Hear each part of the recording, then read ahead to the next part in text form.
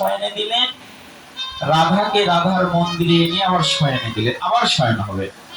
কুঞ্জভঙ্গের পরে আবার শয়ন হবে। যেমন আমরা সাধকরা মঙ্গল আরতি করি না, কি বাবা কার্তিক মাসে শুধু করি, তাই না? যিনারা ভক্ত তাদের সারা বছরই কার্তিক মাস। আমরা বলি না কার্তিক মাস নিয়ম সেবার মাস, নিয়ম সেবা কি ওই এক মাস হয়? যারা ভক্ত তাদের সারা জীবনটাই নিয়ম সেবা। যখন মঙ্গল আরতি করা হয়, প্রথমে ঠাকুর জাগরণ করে মঙ্গল আরতি করে আবার ঠাকুরকে শয়নে দেওয়া হয়, কি বাবা তাই হয় না? আবার সূর্যোদয়ের পরে আবার জাগরণ করে তাদের স্নানাদি করতে হয়, কেননা সূর্যোদয়ের আগে ঠাকুরকে স্নান করাতে নাই, সূর্যোদয়ের পরে ঠাকুরকে স্নান করাতে হয়। ঠিক তেমনি যে সূর্যোদয়ের পূর্বে যে কুঞ্জটা ভঙ্গ হয়েছিল, জাগরিত হয়েছিল, সেটা হচ্ছে কুঞ্জভঙ্গ।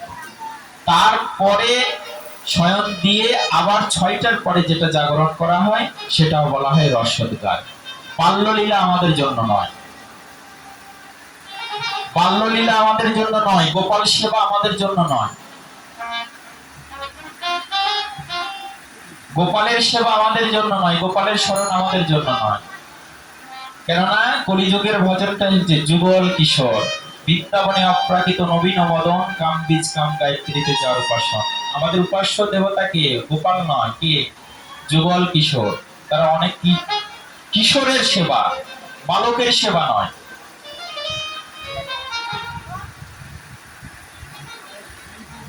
গোপালের সেবা কেন নয়? বলছে যে গোপালের লীলায় রাধার সঙ্গে যুক্ত নয়, গোপাল রাধার সঙ্গে প্রেম করেনি। এই জন্য যারা যুগলের সেবা করবেন তারা গোপালের সেবা করতে পারবেন না, কেননা গোপালকে যখন সেবা করবেন তখন আপনার ভিতরে বাৎসল্য প্রেম আসবে, তাই না? গোপালকে যখন সেবা করবেন তখন আপনার ভিতরে বাৎসল্য, আপনি তখন নিজেকে মা ভাববেন, গোপালের মা। যখন আপনি গোপালের সেবা করবেন তখন যুগলের সেবা করতে আপনি পারবেন না। কেন পারবেন না? ও মা কোনোদিন সে ছেলে আর ছেলের বইয়ের ঘরে ঢুকতে পারে? ঢুকতে পারে কি? তারা কি কথা বলছে, কি করছে, সেগুলো কি সারা শুনতে পারে? যশোরমতী মা কোনোদিনও রাধা কৃষ্ণের লীলা দর্শন কি করতে গিয়েছিল? এটা কি সম্ভব? সম্ভব নয়। ওই জন্য যারা গোপালের সেবা করবেন তারা যুগলের সেবা করতে পারবেন না, আবার যারা যুগলের সেবা করবেন তারা গোপালের সেবা করতে পারবেন না। আমাদের 4টি রস, দাস্য, সখ্য, বাৎসল্য আর শৃঙ্গার। এই 4টি রস পৃথক পৃথক ভাবে আস্বাদন করতে হয়। তাহলে যাদের ঘরে গোপাল আছে তারা কি করবে? যাদের ঘরে গোপাল আছে তারা কি করবে? বলছেন যে ওই গোপালকে গোপাল জ্ঞানে নয়, ওই গোপালকে যুগল কিশোর জ্ঞানে সেবা করতে হবে। গোপালের কাছে রাধা রানীকে বসিয়ে দিতে হবে, তাহলে যুগল হয়ে গেল। আর যদি গোপালকে গোপাল ভাবে সেবা করতে যান তাহলে গোপাল মন্ত্রে আপনাকে দীক্ষিত হতে হবে। তাহলে আবার গুরুদেবের কাছ থেকে গোপাল মন্ত্র, গায়ত্রী মন্ত্র প্রাপ্ত হতে হবে, তারপরে সেবা করতে হবে। আর যখনই গোপাল মন্ত্র প্রাপ্ত হবে তখন আপনি আপনার ভিতরে বাৎসল্য প্রেম আসলো, যুগলের সেবা চিরজন্মের মতন হারিয়ে ফেললেন।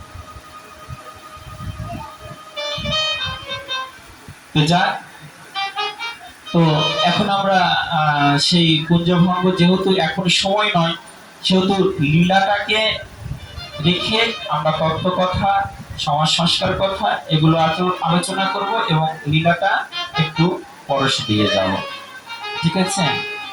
তো রাধাকৃষ্ণের লীলার পূর্বে আমরা নবদ্বীপে গৌরাঙ্গ মহাপ্রভুর যেটা লীলা সেটা আস্বাদন করব। কেননা গৌর প্রেম রসার নবে যে তরঙ্গে যেবা ডুবে সে হয় রাধা মাধবই অন্তরঙ্গ। বলেন যে আমার গৌরের যদি ভাব রস কেউ আস্বাদন করতে পারে, গৌরকে যদি একবার কেউ বুঝতে পারেন, গৌরের কৃপায় করুণা যার একবার হয়ে যাবে, ওই রাধা কৃষ্ণের পিছনে ছুটতে হবে আর রাধা কৃষ্ণ আপনা আপনি আপনার হৃদয়ে পূরিত হবে। এটা গৌরের কৃপা। আর গৌরকে বাদ দিয়ে যদি রাধা কৃষ্ণ আপনি প্রাপ্ত হন তাহলে কি হবে? হেন নিতাই বিনে ভাই রাধা কৃষ্ণ পাইতে নাই, ধীর করি ধর নিতাইয়ের পায়। হেন নিতাই বিনে ভাই রাধা কৃষ্ণ পাইতে নাই। কেন পাইতে নাই? বলে পেলেও আস্বাদন হবে না, তাই পাইতে নাই। নিতাই গৌরে কৃপা ব্যতীত কেউ যদি রাধা কৃষ্ণ পেয়েও যান তো ওটি পাওয়ার কোনো মূল্য নাই, কোনো দাম নাই। কেননা ভগবানকে পাওয়া পাওয়া নয়, ভগবানের সেবা, ভগবানের প্রেম পাওয়াটাই পাওয়া। ভগবানকে আমাদের দরকার নাই, ভগবানের সেবা, ভগবানের প্রেমটা আমাদের প্রয়োজন। পেয়েছে ছিল তো সেই কংস, ভগবানকে কি আস্বাদন করতে পেরেছিল? রাবণও পেয়েছিল, রামকে কি আস্বাদন করতে পেরেছিল? পারেনি। অথচ ভগবান পাননি, কিন্তু প্রেম প্রাপ্ত হয়েছেন। অঝোর নয়নে নির্জনে বসে রঘুনাথ কাঁদছেন, আস্বাদন করছেন। এই আস্বাদন কোনো কংস সে রাবণ করতে পারেনি। তারা ভগবানকে পেয়েছে কিন্তু আস্বাদন করতে পারেনি। কিন্তু রঘুনাথ ভগবানকে পাননি, কিন্তু প্রেম প্রাপ্ত হয়ে আস্বাদন করতে পেরেছে। ভজ ইন্দেশ বৈধাত সেবায়ন পরিকীর্তিত। ভক্তি শব্দের অর্থ কি? সেবা। কায় মন বচনে সেবা, নাম সেবা, ধাম সেবা, বিগ্রহ সেবা, গ্রন্থ সেবা। এই সেবাটাই হচ্ছে ভজন। এই নয় যে সাধু হলাম, মালা তিলক করলাম, বেশভূষা করলাম আর বললাম আমি সাধু হয়ে গেছি, সাধু সঙ্গ যায়, সাধুদের যেখানে যাচ্ছে সেখানে বললাম, এটা নয়। ভক্তি সেবা থাকতে হবে। আপনি কি সেবা করছেন? এই যে এখন উপস্থিতি যে কীর্তন সেবা করছেন, এটা সেবা হলো কি? নাম সেবা। আপনি নাম করছেন, নাম শ্রবণ করছেন। শ্রবণ মঙ্গলপ্রদ কি মতো অর্থ বিচারে না। এই শ্রবণের নবতা ভক্তির প্রথম অঙ্গ শ্রবণ, এই সেবা আপনাদের হচ্ছে। চলুন আমরা নবদ্বীপে যাই, সেখানে গিয়ে দেখি গৌরাঙ্গ মহাপ্রভু কেমন করে শয়নে রয়েছে এবং কেমন করে তিনি জাগরিত হবেন।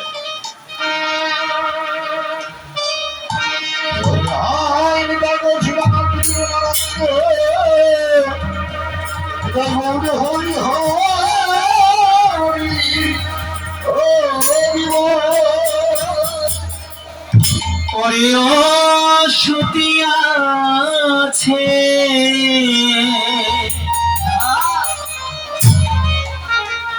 আমার গোরা চাদর,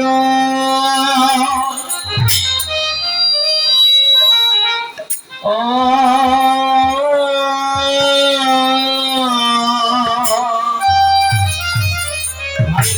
হবে ওরে শয়ন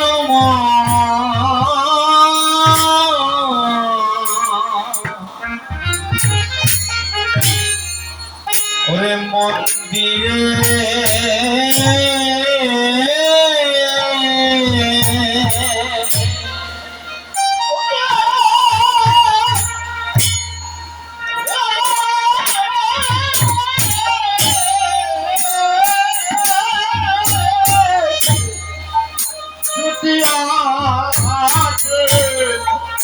আমার ঘোড়া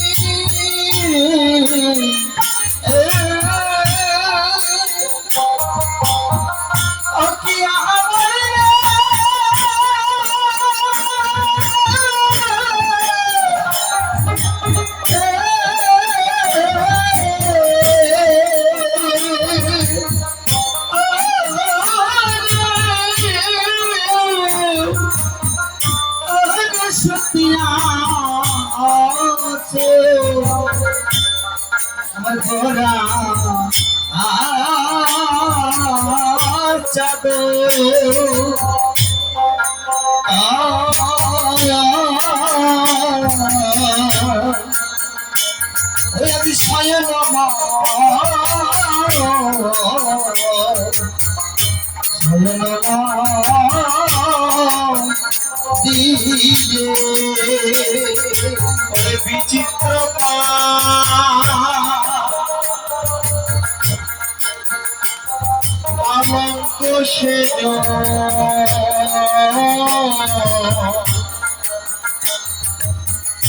আজি অতি মন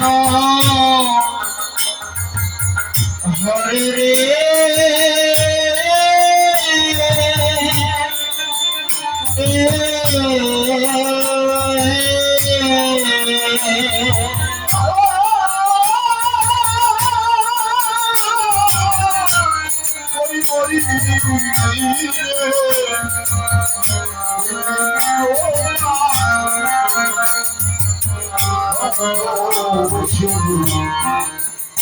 আমার অতি পদ রে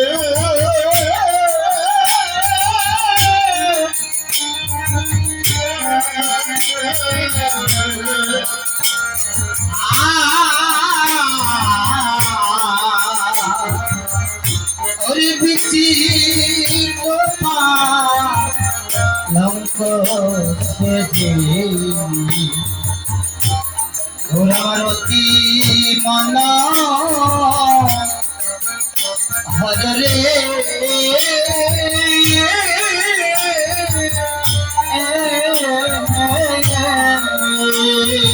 ওর আমার পালো কেতে ঘুমাই আছে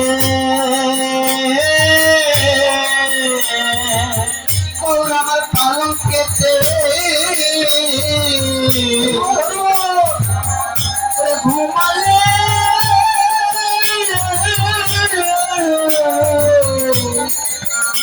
আছে আছে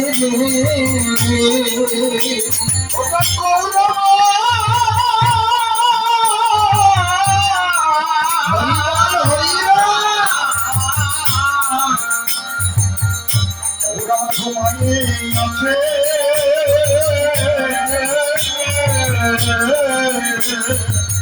প্রাণ গদাধরকে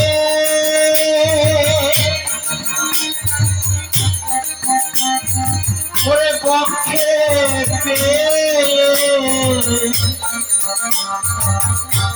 ওর আমার পালকেতে ঘুমাই আছে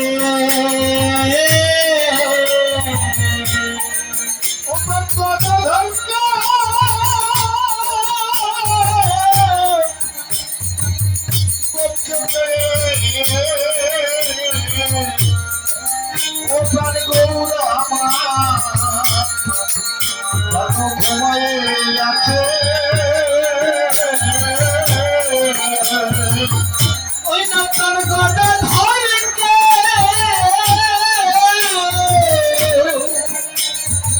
ওই না পক্ষে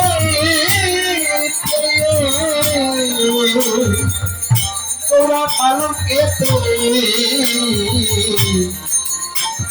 শুয়ে আছে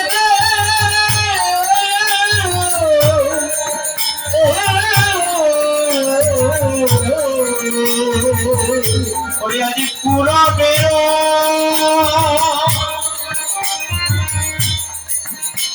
ওরে ভাবে ভাবে ওর গদা লইলে ঘুমাই আছে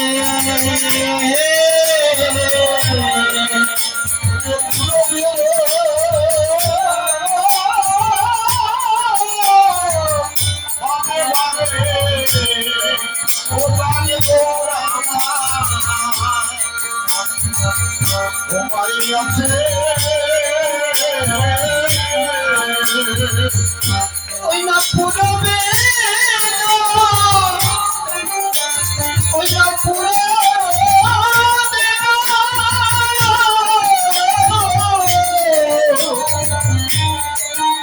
ওই না পুরবে ওই না ভাবে ভাবে ওরা পালকেতে শুয়ে আছে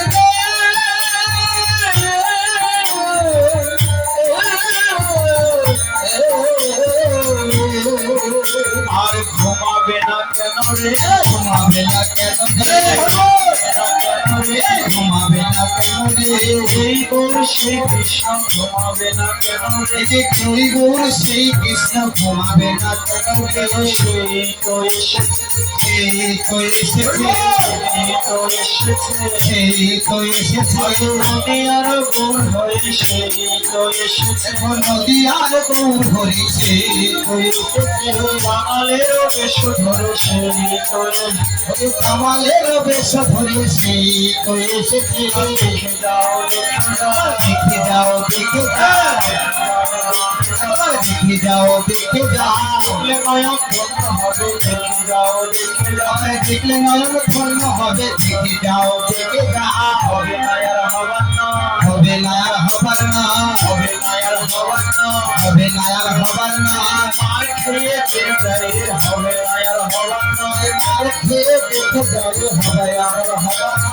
সেই তো এসেছে, সেই তো এসেছে, সেই তো এসেছে, সেই তো এসেছে, তোদের কানাই নদের নিবাস, সেই তো এসেছে। তোদের পাড়ায় নদের নিবাস, সেই তো এসেছে।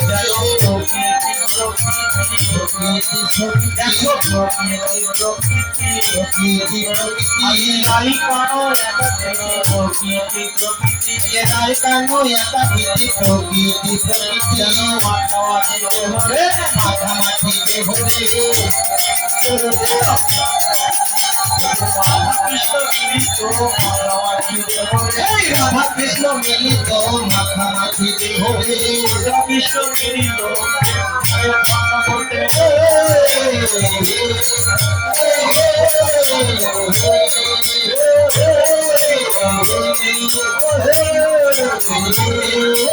মাখামাখিতে হলে, মাখামাখিতে হলে, মাখামাখিতে হলে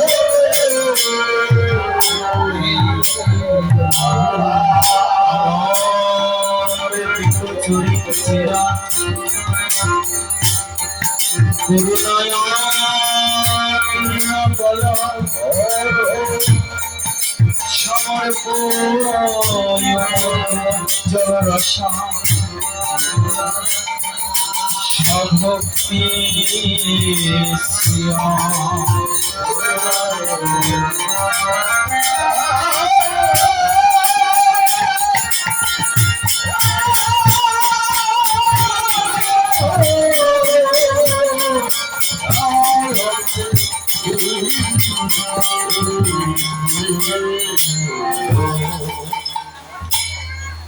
সত্য গেল, ভগবান নৃসিংহদেব হয়ে এসেছেন, মৎস্য হয়ে এসেছেন, কুর্ম হয়ে এসেছেন, বরাহ হয়ে এসেছেন, কত অবতার হয়ে এসেছে।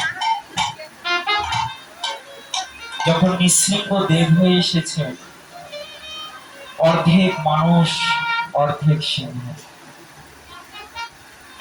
আর যখন প্রহ্লাদকে উনি কোলে নিলেন, তখন তার ভিতরে বাৎসল্য আস্বাদন হতে লাগলো।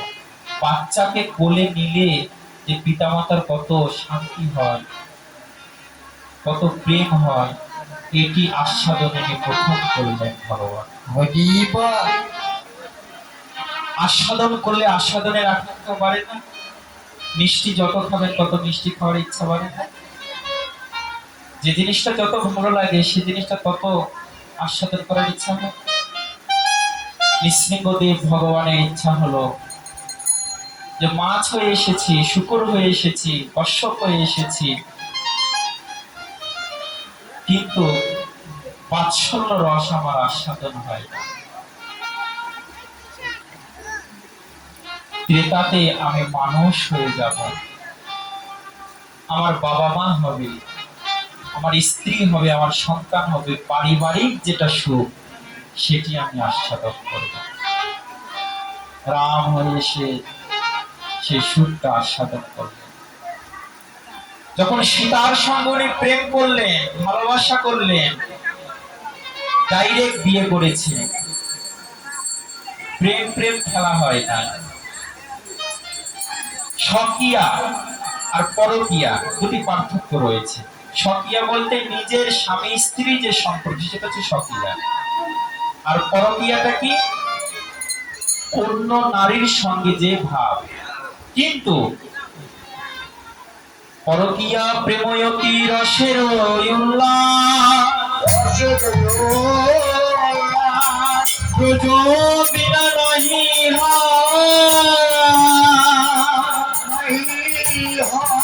অন্যত্র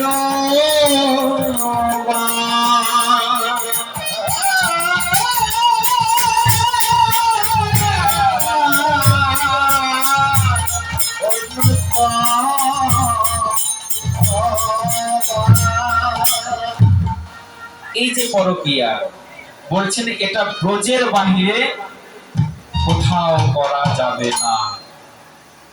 একমাত্র ব্রজের ভিতরে শ্রীকৃষ্ণ যে গোপীদের সঙ্গে প্রেম করেছে, এটি পরকীয়া। এর বাহিরে যদি কেউ করে তাহলে ওটা পরকীয়া নয়, ওটা কি অপরাধ হবে। একমাত্র কৃষ্ণের ক্ষেত্রে ওটা প্রযোজ্য, পরকীয়া আস্বাদন। উনি চিন্তা করলেন যে স্বকীয় আস্বাদন তো করলাম, না জানি প্রেমে কত আস্বাদন, প্রেম করলে না জানি কত আস্বাদন হয়। তাই কি করলে, দাপর যুগে উনি কৃষ্ণ হয়ে আসলেন, আজ পরকীয়া রস আস্বাদন করছে। কিন্তু আস্বাদন করতে করতে রাধার কাছে উনি ঋণী হয়ে গেলেন। রাধারানী এত যে প্রেম, এত যে ভালোবাসে, এত যে কৃষ্ণকে ভালোবাসতেন, সেই কৃষ্ণ সেই রাধার প্রেম রস আস্বাদন করতে বাঞ্ছা হলো। কই ছন রাধা প্রেম, কই ছন মোর মধুরিমা, কই ছনে টিহ ভাবে মো। এই দিন বাঞ্ছা বোঝে না হইল পুরো, সে কারণে গৌরবতারি মো।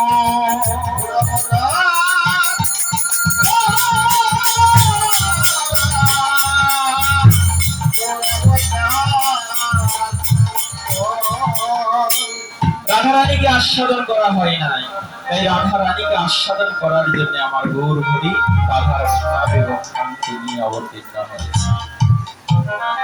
পহিলে দেখনু তোমায় সন্ন্যাসী স্বরূপ, এবে কেন দেখি তোমায় শ্যাম গো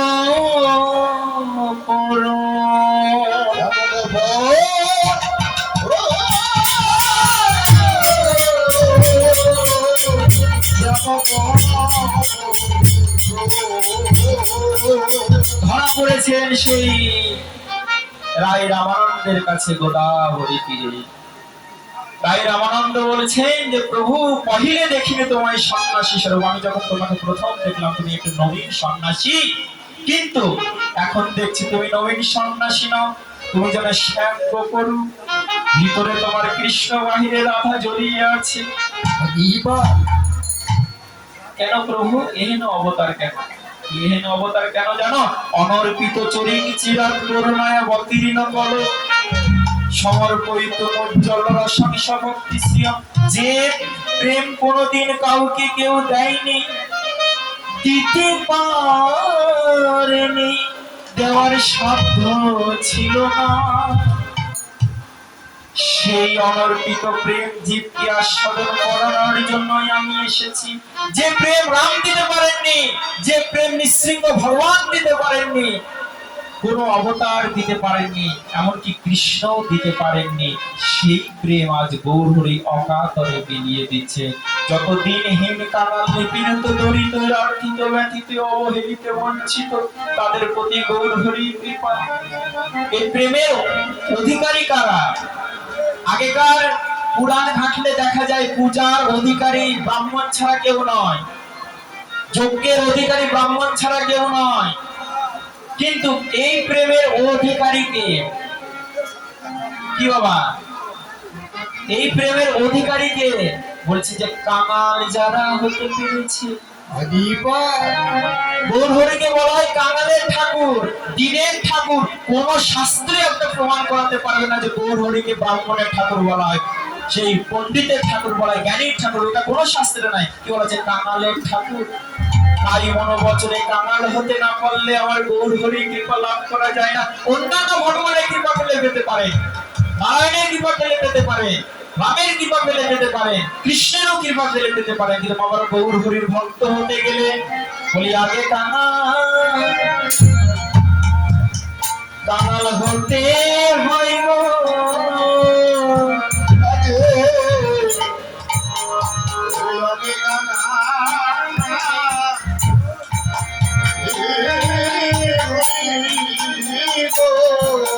আমার গৌর হরি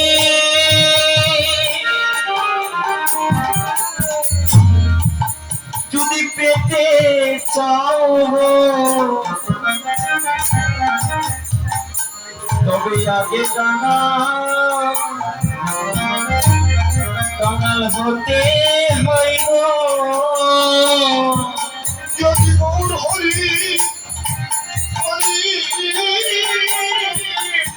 পেতে যাও গো, তবে আগে কানা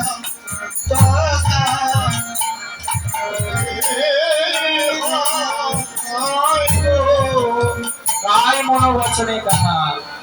এই কাঙাল কে হতে পেরেছিলেন জানেন? আমাদের বাংলার সন্তান নরোত্তম দাস ঠাকুর মহাশয়, রূপ সনাতন রঘুনাথ ভট্টজি ভূগর্ভ শ্রী জীবলোকনাথ, এরা হয়েছিলেন কাঙাল। আজও খেতড়িতে যাবেন, 500 বিঘা সম্পত্তি জবনেরা দখল করে খাচ্ছে। জমিদারের ছেলে কামথা পরিধান করে বৃন্দাবনে ছুটেছিলেন। কি প্রয়োজন, কি তার অভাব ছিল, কিসের অভাব? এত সম্পত্তির মালিক হয়েও তিনি কাঙাল হয়ে চলে গেছেন। কেন? প্রেমের অভাব, আমার গোবিন্দের অভাব। এই অভাবটুকু না আসলে আমার গোবিন্দকে পাওয়া হয় না। যখনই মনে করবেন আমার আছে, বলেন সে পাওয়ায় গাড়ি বসে যাবে, আর পাওয়া হবে না। তৃপ্ততায় কোনোদিনও ভগবানকে পাওয়া যায় না, সবসময় অতৃপ্ত। আমার নাই, আমি কিছু জানি না, আমি পণ্ডিত নয়, আমি জ্ঞানী নয়, এই নাই বাসনা থাকতে হয়, আমি কিছুই না। রূপ সনাতন এদের জীবনে দেখুন, তৎকালে হুসেন শাহ সম্রাট আকবরের আমলে রূপ সনাতন কি ছিলেন? অর্থমন্ত্রী ছিলেন, পররাষ্ট্রমন্ত্রী ছিলেন। সে সময় কি ছিল জানেন? যে জবন রাজ্যে কোনো হিন্দু ব্যক্তি মন্ত্রী হতে পারে না, কিন্তু সেই সময় তারা মন্ত্রী হতে পেরেছেন। কেন? তাদের জ্ঞান এতটা সমধিক ছিল। কেন হতে পেরেছিলেন জানেন? এর একটা কাহিনী রয়েছে, ইতিহাস প্রমাণ দিয়েছে। যে সম্রাট একবার মসজিদ নির্মাণ করেছিলেন, অনেক শ্রমিক নিয়োগ করেছিলেন। এক বড় হেড শ্রমিক উনি মসজিদের একটা গম্বুজ বানিয়েছিলেন। সম্রাট আকবর সেখানে গিয়েছিলেন সেই গম্বুজ দেখার জন্য। সম্রাট আকবরকে দেখে ওই শ্রমিকটা বলেছিল, হুজুর, এই গম্বুজে যদি পদ্ম ফুল দেওয়া হতো তাহলে আরো সুন্দর লাগতো। বলা মাত্রই সম্রাট আকবর তাকে লাথি মেরে ওখান থেকে ফেলে দিয়েছিলেন। কেন? যে গাধা, নির্মাণ করার পরে বলছিস দিলে ভালো হতো, কেন দিলি না? দিলি না কেন? দিয়ে কথা বলতিস। তো ওই শ্রমিককে যিনি পরিচালনা করতেন তিনি বলেছিলেন যে প্রভু এখন কি করা হয়? যে এখনই তুমি রার দেশে যাও। শুধু এইটুকু বলেছিলেন, কেন যাও, কি কারণে যাও সেটি বললেন না, শুধু বলছেন যে তুমি রার দেশে যাও, শুধু এইটুকু বলেছিলেন। চোখের সামনে একজনকে হত্যা করে দিলেন সম্রাট আকবর, সে ভয়ে থরথর করে কাঁপছে, কোনো প্রশ্ন করতে পারে নাই। তৎক্ষণাৎ রার দেশে চলে আসলেন, এসে ঘুরছে। এদিকে রূপ সনাতন সেই দেশে বসে কবিতা রচনা করছেন, শাস্ত্র অধ্যয়ন করছেন। তো ওনাকে দেখে এখন চিন্তা দেখে বলছেন যে তুমি তো সম্রাট আকবরের কাছের লোক, তুমি এখানে ঘুরছো কেন? উনি সমস্ত বৃত্তান্ত বললেন। যখন বৃত্তান্ত বললেন তখন রূপ সনাতন বলেছিলেন যে উনি কেন পাঠিয়েছেন এটা জানো না? বলছেন না, এটা তো বলার আমি সাহস পাইনি, তবে আমার থেকে শোনো। রূপ বলছেন আমার থেকে শোনো, তুমি ভালো একটা শ্রমিক নিয়ে যাও, ভালো একটা শ্রমিক নিয়ে যাও। তো সেই রাত দেশে একটা ভালো শ্রমিক ছিল, সেই শ্রমিকটাকে উনি নিয়ে গেলেন, গিয়ে সেই আবার পদ্মফুল নির্মাণ করলেন। যখন পদ্মফুল নির্মাণ করলেন তখন সম্রাট আকবর তাকে প্রশ্ন করলেন যে আমি তো তোমাকে শ্রমিক আনতে বলিনি, এই বুদ্ধিটা তোমাকে দিল কে? তিনি বলছেন আর কেউ নয়, সেই রূপসোনাদার। বলছি এখনই তাদের নিয়ে আসো সসম্মান। যে না বলতে বলে দিতে পারে যে কি করতে হবে, সেই আমার রাজ্যের প্রধানমন্ত্রী হবে।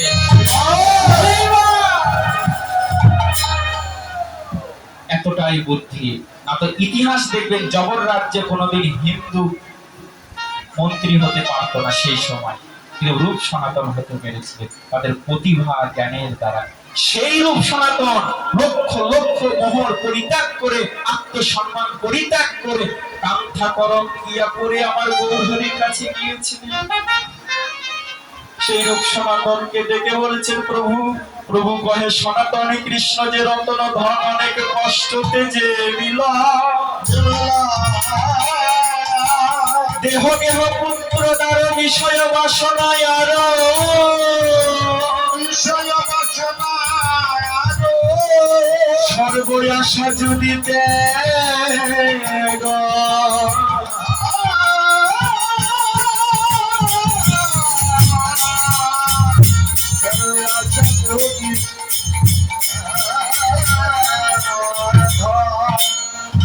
রূপ সনাতন বললেন কি?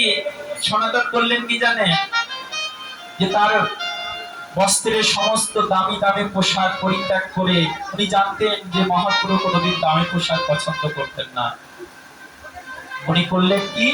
ছেঁড়া একটা চাদর গায়ে দিয়ে, কিন্তু ঘাড়ে একটি শালের বস্ত্র ছিল, চাদর ছিল, ওটি আর বদল করতে উনি ভুলে গিয়েছিলেন। ছেঁড়া ধুতি পরে কিন্তু শালের চাদর কাঁধে রয়েছে, ওটি পরে আমার মহাপ্রভুকে দর্শন করতে এসেছিলেন। মহাপ্রভু বারবার তার ওই শালের চাদরের দিকে তাকাচ্ছিলেন আর মনে মনে ভাবছিলেন সনাতন সব ত্যাগ করতে পেরেছে শালের চাদর। কারণ মনে বলেছিলেন, সনাতন বুঝে নিয়েছিলেন যে আমার মহাপ্রভুর এই শালের চাদর ভাইছে না। সঙ্গে সঙ্গে সে স্নান করতে গিয়ে উনি এক ভিক্ষুককে শালের চাদর দিয়ে তার ছেঁড়া কাঁথা উনি পরিধান। এই জন্য বলছেন যে গৌড়ীয় বৈষ্ণব জীবনে কোনো ঠাটবাটে নয়, যে ভালো মন্দ খেলাম তিন দুনিয়া ঘুরলাম, এটা নয়। আরতি উৎকণ্ঠা ব্যাকুলতা হাহাকার বেদনা বিধুর আমাদের গৌড়ীয় বৈষ্ণব জীবনে। অন্যান্য ভগবানের ভক্তের ঠাটবাট থাকলেও থাকতে পারে, অন্যান্য ভগবানের ভক্তের ঐশ্বর্য থাকলেও থাকতে পারে, কিন্তু আমার গৌর হরির ভক্তের কোনো ঐশ্বর্য না। মহাপ্রভু আদর করে বলতেন জানেন যে আমার কাঙ্ক্ষা করণ কি আমার কাঙাল ভক্তগণ। বৃন্দাবন থেকে যারা আসতো তাদের কাছে উনি জিজ্ঞেস করতেন যে আমার কাঙাল ভক্ত কেমন আছে। শব্দটার প্রয়োগটা বুঝুন, আমার কাঙাল ভক্ত, আমার শব্দটা প্রয়োগ করেছে যে কাঙাল না হলে আমার ভক্ত সে হতে পারবে না। হরি বল।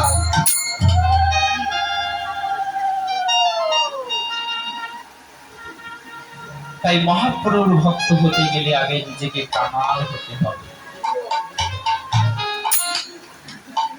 তাই সতী আছে গোরাচাঁদ শয়ন মন্দিরে, শয়ন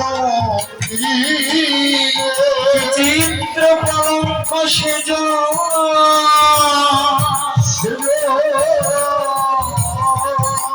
অতি মনোহরে।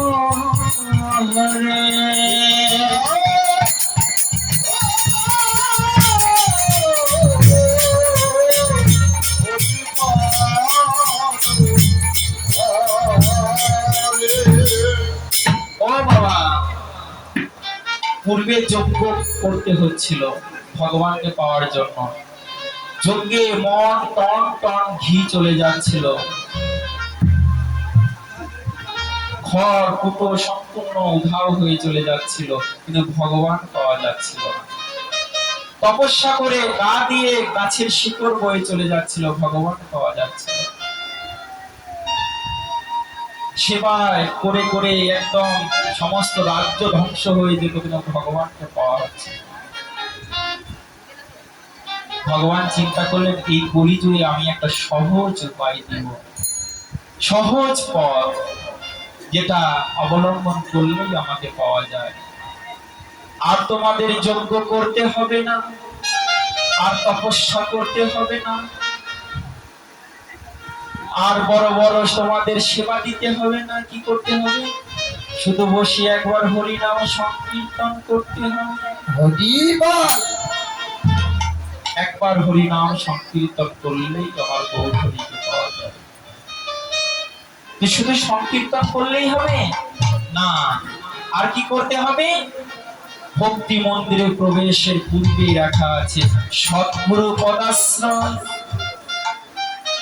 আগে গুরু পদ আশ্রয় গ্রহণ করতে হবে, গুরুদেবের আশ্রিত হতে হবে।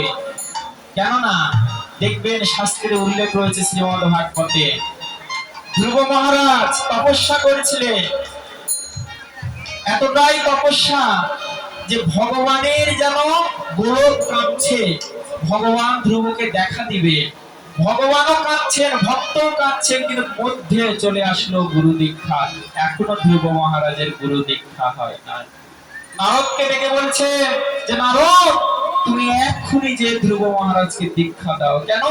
আমি যে তাকে দেখা দিতে পারছি না, আমার মন কাঁদছে, তাকে দেখা দিতে আমি পারছি না, কেননা এখনো তার গুরু দীক্ষা হয় না।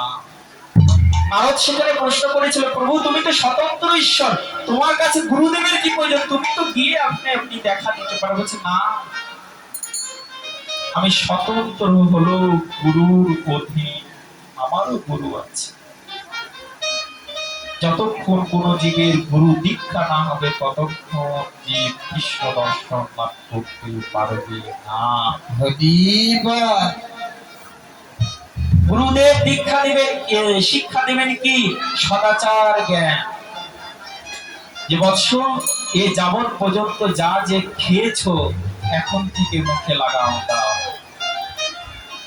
এখন থেকে মুখে লাগাম দাও। আমাদের তিন ধরনের খাদ্য রয়েছে, সাত্বিক, রাজস্বিক আর তামসিক। শ্রীমদ্ ভাগবত গীতায় তামসিক খাবার কি?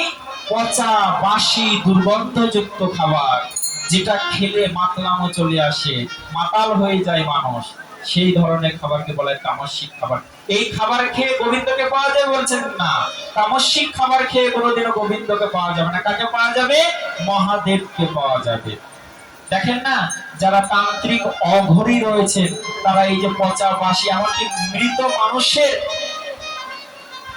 মাংস তারা ভক্ষণ করে। ডিসকভারি চ্যানেলেতে দেখবে মণিমল্লিকা ঘাটে যে সপ্তাহ করা হয়, কিছু কিছু দেহকে কিন্তু সমাধি দাহ করা হয় না। কোন দেহ?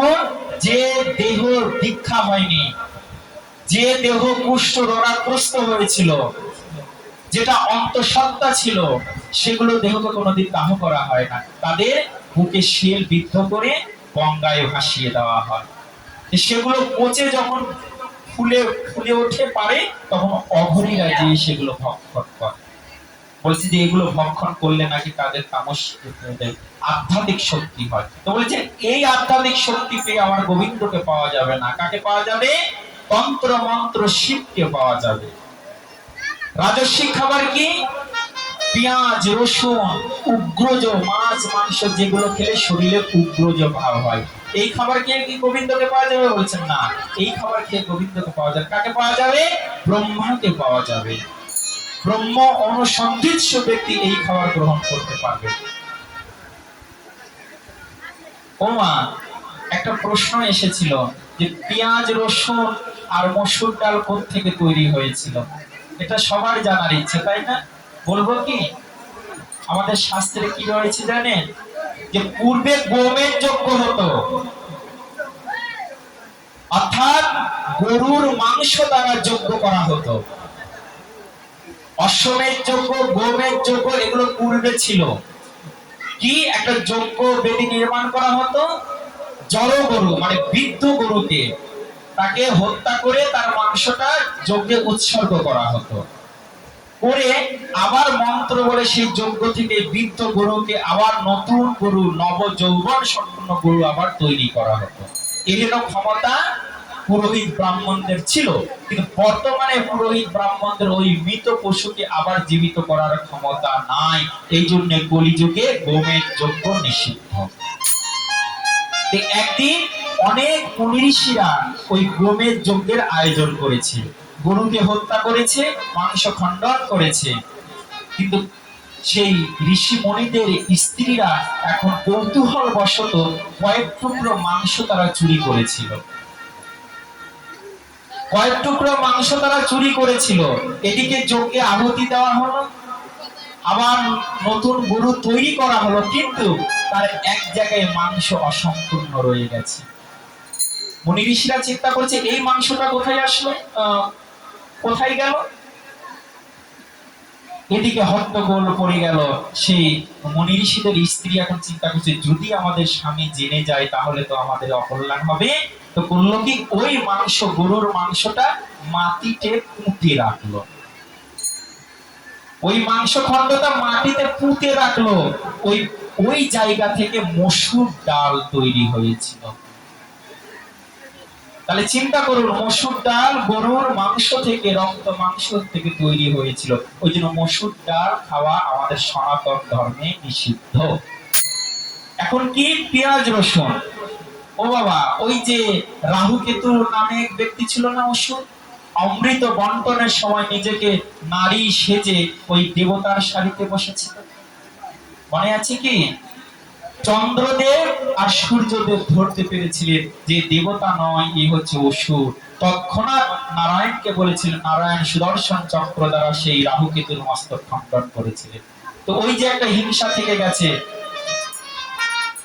যে তুমি আমাকে বলে দিয়েছো যে আমি অসুর, ওই জন্য আজও সেই রাহু কেতু সেই সূর্য এবং চন্দ্রকে গ্রাস করে। আমরা তখন বলি চন্দ্রগ্রহণ আর সূর্যগ্রহণ। তো অমৃত এই গলা পর্যন্ত এসেছিল, ওই জন্য মাথাটা জীবিত রয়েছে। যখন গলাটা কর্তন করা হয়েছিল, ওই কর্তনের জায়গা থেকে কয়েক ফোঁটা রক্ত মৃত্তিকায় পড়েছিল। ওই রক্ত থেকে পেঁয়াজ আর রসুনের জন্ম। ওই জন্য পেঁয়াজ রসুন খেলে ওই আসুরিক ভাব উৎপন্ন হয়। এরপরে কি বলছেন, সাত্বিক আহার। ভগবান শ্রীকৃষ্ণ বলছেন যে কেউ যদি ভক্তি ভরে আমাকে সাত্বিক আহার প্রদান করে তবে আমি সেটা গ্রহণ করি। সাত্বিক আহারটা কি? শাকাহার, ফল মূল শাক সবজি। বলছেন যে যারা আমার ভক্ত তারা আমাকে দিয়ে খায়। ও মা, গীতায় কি বললেন, এই জগতে সমস্ত কিছু আমার, যারা আমার জিনিস আমাকে দিয়ে খায় না তারা চোর। সমগীতার নবম অধ্যায়। যারা আমাকে দিয়ে খায় না তারা চোর সম। আর আমার ভক্ত যারা আমাকে দিয়ে খায়। তাহলে ভগবানকে দিতে গেলে কি তামসিক রাজস্বিক আহার দেওয়া যায়? কোন মঠ মন্দিরে কি দেখেছেন মাছ মাংস ভোগ হয় না। তাহলে সাত্বিক আহার দিতে হবে। আর ভক্ত ভগবানের প্রসাদ ছাড়া অন্য কিছু গ্রহণ করবেন না। হ্যাঁ, মাছ মাংস ভোগ হয়। কোথায় হয়? কালী মন্দিরে দেখবেন, কালীঘাটে এখনো হয়, শিবের মন্দিরে দেখবেন এখনো হয়, মানে রাজস্বিক তামসিকের জায়গায়। আমার ভগবানের মন্দিরে ও সব কিছু চলে না। তাই কি বলছে, সুতি আছে গোরা চাঁদ ও শয়ন মন্দিরে, বিচিত্র পালঙ্ক সেজই অতি মনোহর। এবার অলসে অবশ্য তনু গোরা নটরা, সেই অবশ্য তনু গোরা নটরা, অলসে অবশ্য তনু গোরা নটরা, অলসে অবশ্য তনু গোরা নটরা।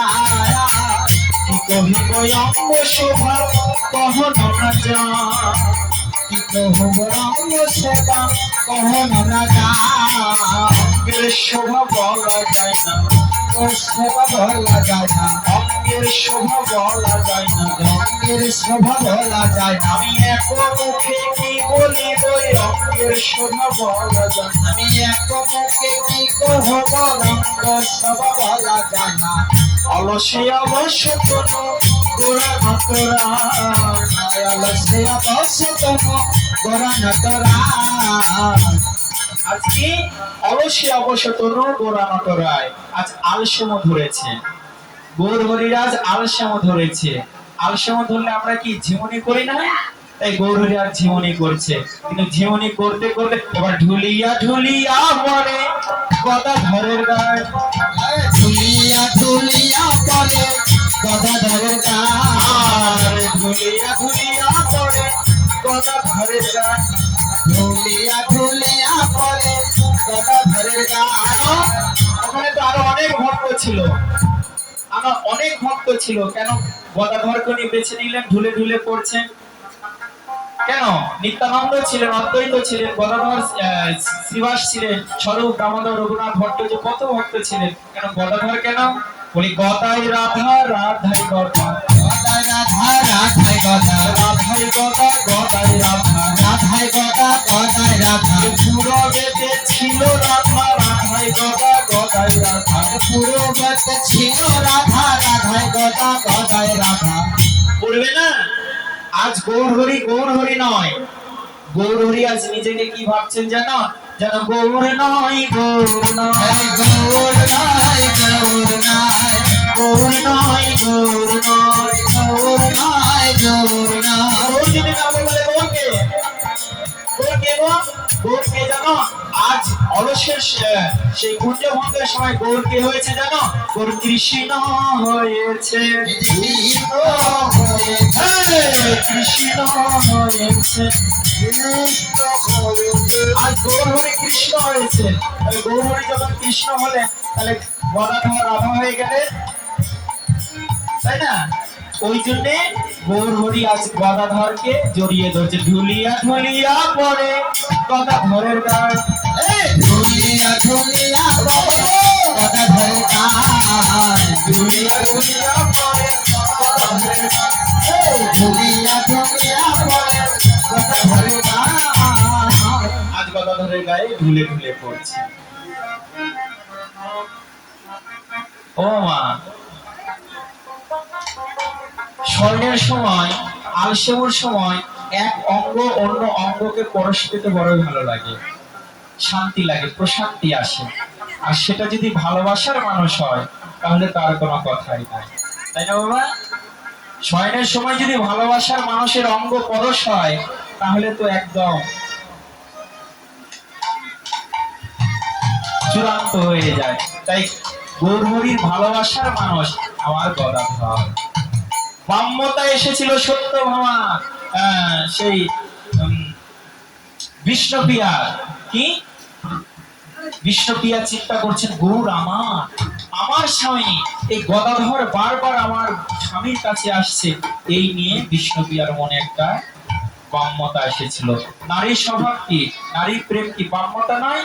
নারী সব সব দিতে পারে, কিন্তু নিজের স্বামীর ভাগ দিতে পারে না, তাই না মা?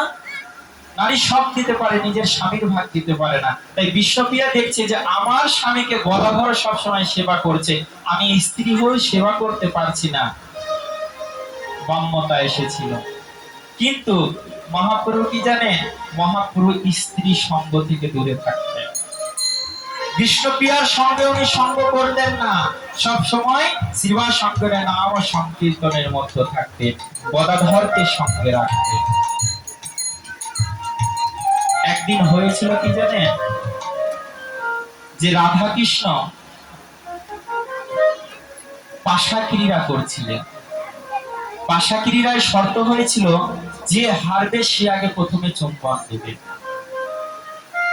তো ভগবান শ্রীকৃষ্ণ মনে মনে ভাবছে যে আমি যদি রাধা রানীর থেকে চুম্বন পাই তাহলে আমার আস্বাদনটা বেশি হবে। ও বাবা, চুম্বন দেওয়ার চেয়ে চুম্বন প্রাপ্ত হওয়ার আস্বাদনটা বেশি। ভালোবাসা দেওয়ার চেয়ে আদর দেওয়ার চেয়ে আদর পাওয়ারটার আস্বাদনটা বেশি। তাই কৃষ্ণ স্ব ইচ্ছায় নিজেকে হারিয়ে দিলেন। যখন হারিয়ে দিলেন তখন রাধারানী গিয়ে তাকে চুম্বন করছে। এতটাই চুম্বন, এতটাই আকর্ষণ, দুইটি দেহ যেন এক হতে লাগলো। অর্ধেক মিশে গেছে আর অর্ধেক বাকি রয়েছে। যে অর্ধেকটা বাকি রয়েছে সেই ললিতা তাকে জড়িয়ে ধরছে যে রাধে, তুই যদি পুরাটাই মিশে যাবি তাহলে তো তোর আর গোবিন্দ সেবা করা হবে না। যদি তুই মিশেই যাবি তাহলে তোর সেবা করা হবে না। যারা ব্রহ্ম অনুসন্ধিৎস ব্যক্তি তারা কি চায়? যে ভগবানের সঙ্গে মিশে যাওয়া, অর্থাৎ যেখান থেকে এসেছি সেখানেই যেন চলে যেতে পারি, তাই না বাবা? আমরা ভগবান শ্রী গোবিন্দের শত অঙ্গের শতকোণার এক কোণা হচ্ছে আমাদের জীবাত্মা। এই জীবাত্মা আবার পরমাত্মার সঙ্গে মিশে যাওয়া, এটা যারা যোগী যারা ঋষি তারা চায়, কিন্তু ভক্ত সেটা চায় না। ভক্ত কি চায়? ভক্ত হচ্ছে ভগবানের সেবা চায়। আমি মিশে যাওয়া নয়, আমি মুক্তি নয়। মুক্তি তো নরকের মতন জ্ঞান করে। কিসের মুক্তি? কিসের মুক্তি? ভক্তের কাছে মুক্তি হচ্ছে নরকময়। মুক্তি চিন্তা করে নাকি যেন তোমার সেবা করতে পারে। হরিবল। তাই যেটুকু মিশে গিয়েছিলেন সেটুকু হয়েছিলেন গোরা, আর যেটুকু বাকি ছিলেন সেটুকু হয়েছিল রাধা। তাই তো মহাজন বলছেন, বলি গোরাই রাধা রাধাই গোরা, রাধা রাধাই গোরা, গোরাই রাধা রাধাই গোরা, গোরাই রাধা রাধাই গোরা, পূরবেতে ছিল রাধা গোরাই রাধা রাধাই গোরা। পূরবেতে ছিল রাধা রাধাই গোরা, গোরাই রাধা। এটা হচ্ছে আমার গৌর তত্ত্ব। তাই অলসে অবসতন গোরা নটরায়, কি কহিবে অঙ্গ শোভা কখনো না যায়। এবারে মেঘের বিজুরি কি পা ছানিয়া জগৎ,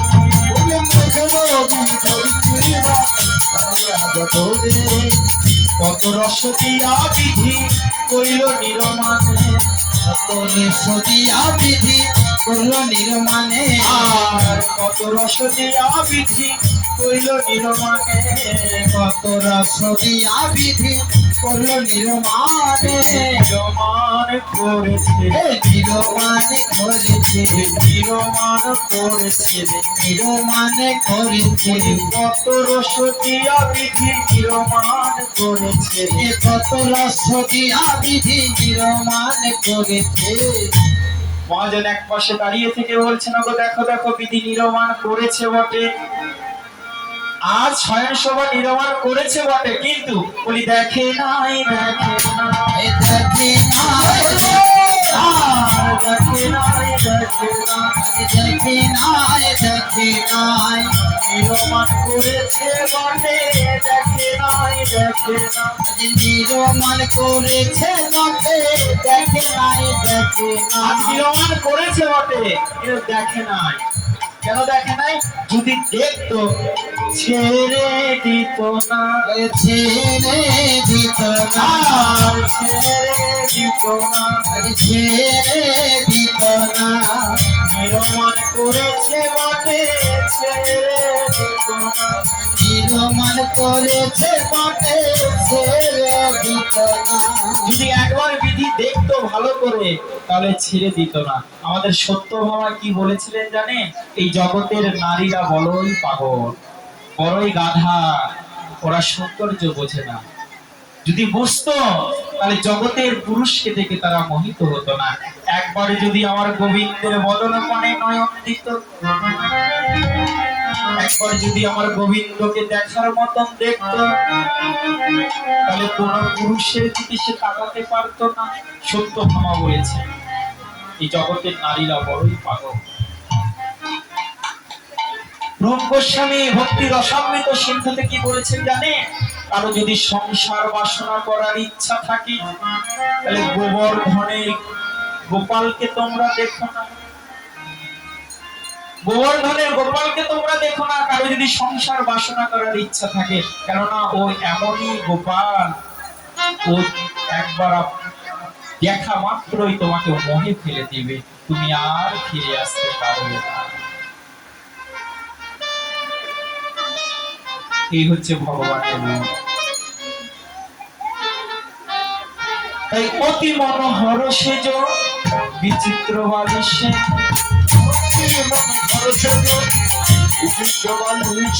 আর অতি মনোহর সেজ বিচিত্র বালিশে, আর বাসুদেব ঘোষ কহে মনের হরিষে, বাসুদেব ঘোষে করে মনের হরিষে, বাসুদেব ঘোষ কহে মনের হরিষে, বাসুদেব ঘোষে করে মনের হরিষে। কল্পতরুয়স্য কৃপাসি ধুয়েব চ কোটিরে তারা বামনে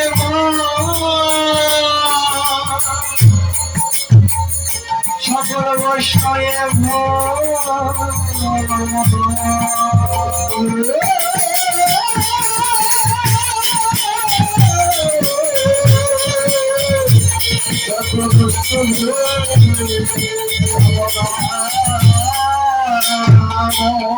এখন আমরা নবদ্বীপে গৌরাঙ্গ মহাপ্রভু লীলা স্মরণ করলাম। এখন আমরা বৃন্দাবনে যাব। বৃন্দাবনে যেতে হলে কি রাধারানী কীর্তন গাইতেই হবে, না যা গাওয়া পর্যন্ত বৃন্দাবনে কেউ প্রবেশ করতে পারে না, তার রস আস্বাদনই হবে না। তাই আপনারা সবাই হাতে তালে দিবেন, জয়ধ্বনি দিবেন, উলুধ্বনি দিবেন। রাধে তোমায় বারে বারে করি যে মানা, বৃন্দাবনে রাধা তুমি একলা যেও না। রাধে তোমায় বারে বারে করি যে মানা, বৃন্দাবনে তুমি একলা যেও না। রাধে তোমায় বারে বারে করি যে মানা, যমুনাকে গর্ভরিতে একলা যেও না। বারে বারে করি যে মানা, যমুনাকে গর্ভরিতে একলা যেও না। ও রাধে, ও রাধে, রাধে, ও রাধে, ও রাধে,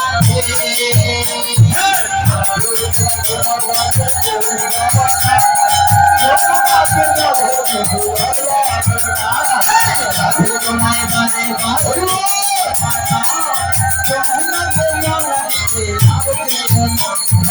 ভালোবাসি তোমার হাসি খাইয়াছে রে ভাই, আনবো না অনন্তরা ভাই গেলে যমুনায়। ভালোবাসি তোর কাছে তোর ভাত, ভালোবাসি তোমার হাসি খাইয়াছে রে ভাই, আনবো না অনন্তরা ভাই গেলে যমুনায়। রাধে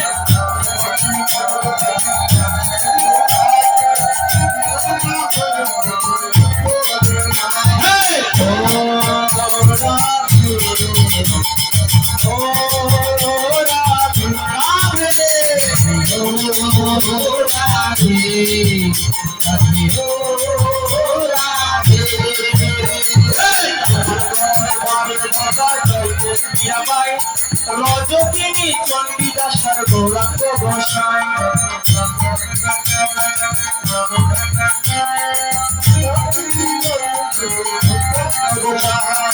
তোমার পথের প্রতীক্ষতা যাইতে পীড়া পাই, রজকিনী চণ্ডীদাসার গৌরাঙ্গ গোসাই।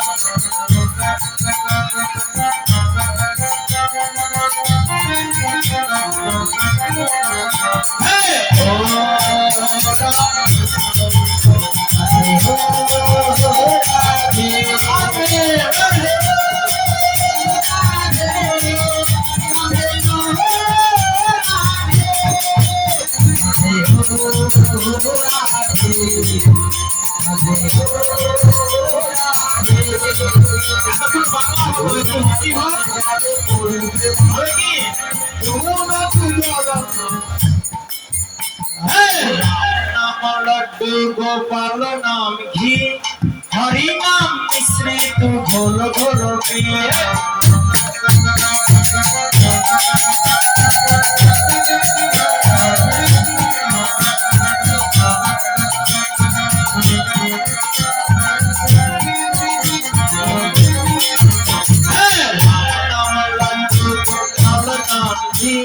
हरि नाम मिश्रित घोल घोल प्रिय।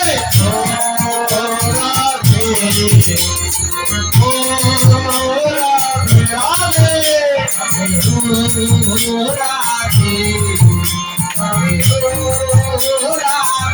রাম রাম রাম রাম রঙ্গ শ্যাম শ্যাম রে আয়ে গায়ন্ত সামনে বসিয়ে রাম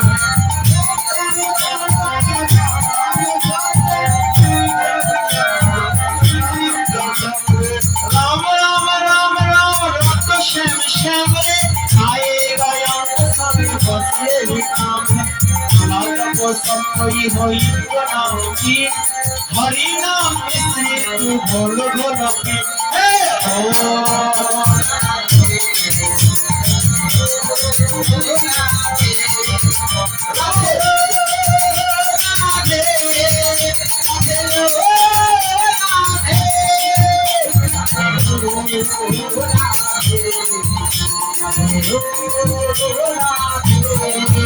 मर्यादा पुरुषोत्तम हे श्री राम जी तुम्ही बातों की तुम्ही काम है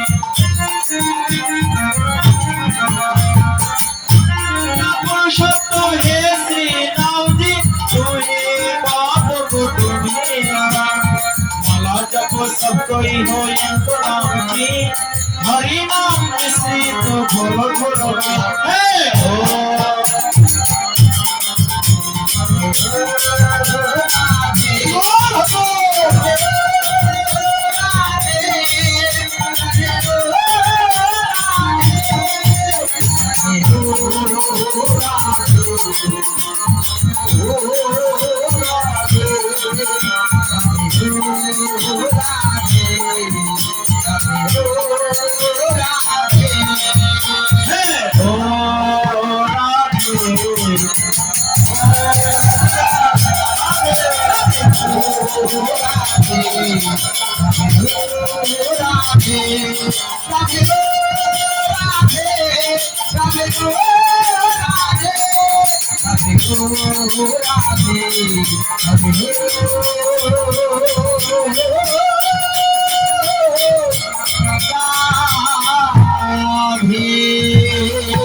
मेरू रसना लगाए राधा नाम की मेरू रसना लगाए राधा नाम की रसना लगाए राधा नाम की मेरा रसना लगाए राधा नाम की रसना लगाए राधा नाम की मेरू रसना लगाए राधा नाम की रसना लगाए राधा नाम की मेरा रसना लगाए राधा नाम की अंगे अंगे राधा मेरो संगे संगे राधा अंगे राधा की संगे संगे राधा अंगे राधा मेरो संगे संगे राधा अंगे राधा मेरा संगे संगे राधा गाए भी राधा मेरो गाए भी राधा ये भी राधा मेरा गाने की राधा अंगे अंगे राधा मेरो संगे संगे राधा गाए भी राधा मेरो गाए भी राधा मेरी रसना लगाए राधा नाम की मेरा रसना लगाए राधा नाम की मेरा रसना लगाए राधा नाम की मेरा रसना लगाए राधा नाम की पलकों में राधा मेरो पलकों में राधा तेरा पलकों में राधा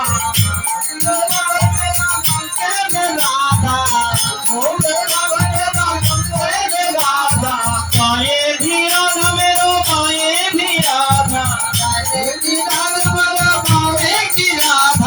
पलकों में राधा मेरो पलकों में राधा गाए भी राधा मेरो गाए भी राधा मेरू रसना लगाए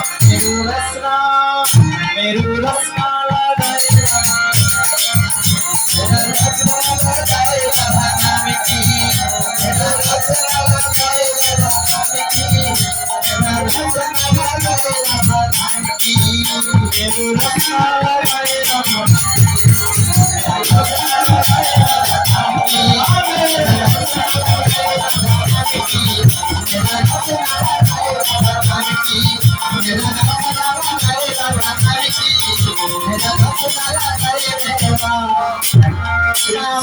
राधा रानी की राधा रानी की সবানী দুলালি কি রাজনন্দিনী কি শ্যামা পিয়ারি কি রজনী তাই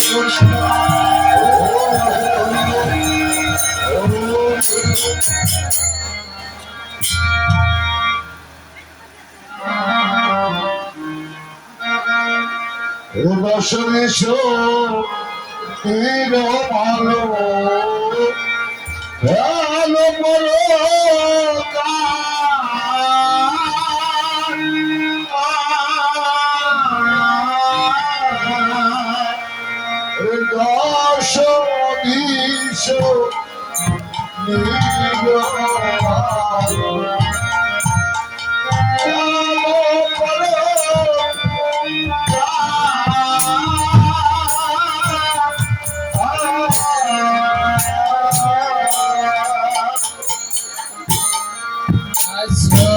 আসনিতা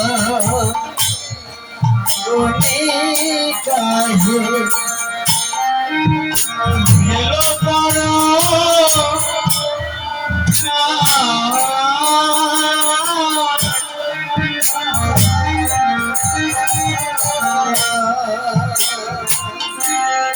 ও সখী গো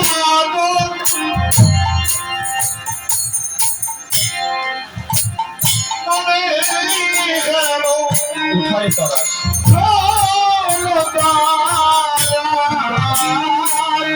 সখী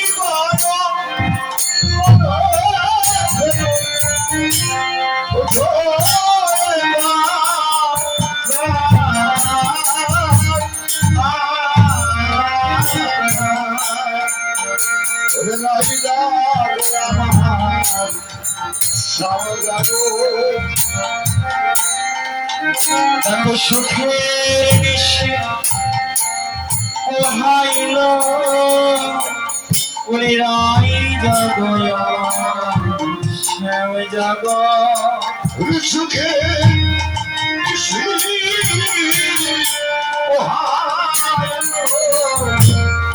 ভাই জানো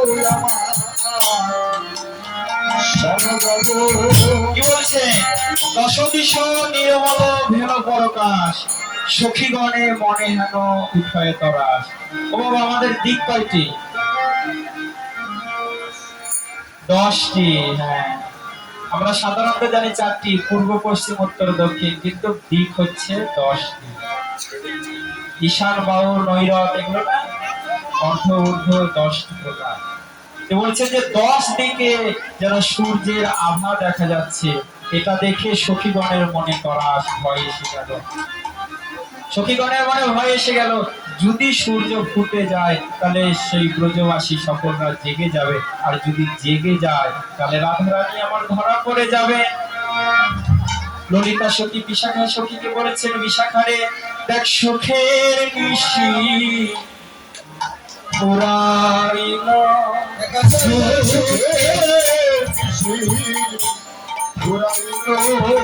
আমার রাধা মাধব জাগিল আজ সুখের নিশি পোহাইল। আমার রাধা মাধব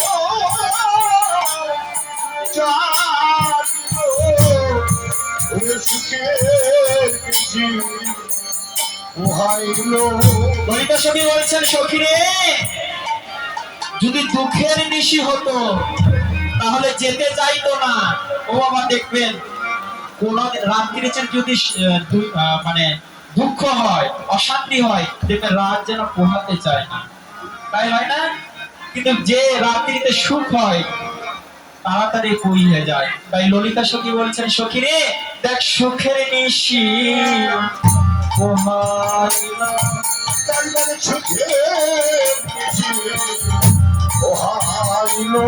তাড়াতাড়ি যেন নিশি চলে যাচ্ছে, যদি দুঃখের নিশি হতো তাহলে এত তাড়াতাড়ি যেত না। তাই সখী রে মহাজন এক পাশে দাঁড়িয়ে থেকে বলছে, দেখো দেখো রাম রে গো কিলো ডাকে কদমে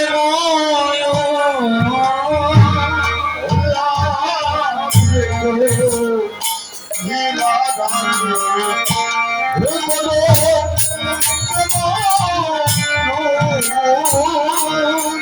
এবার দ্রাক্ষা ডালে বসি কিনা ওরে কহয়ে মধু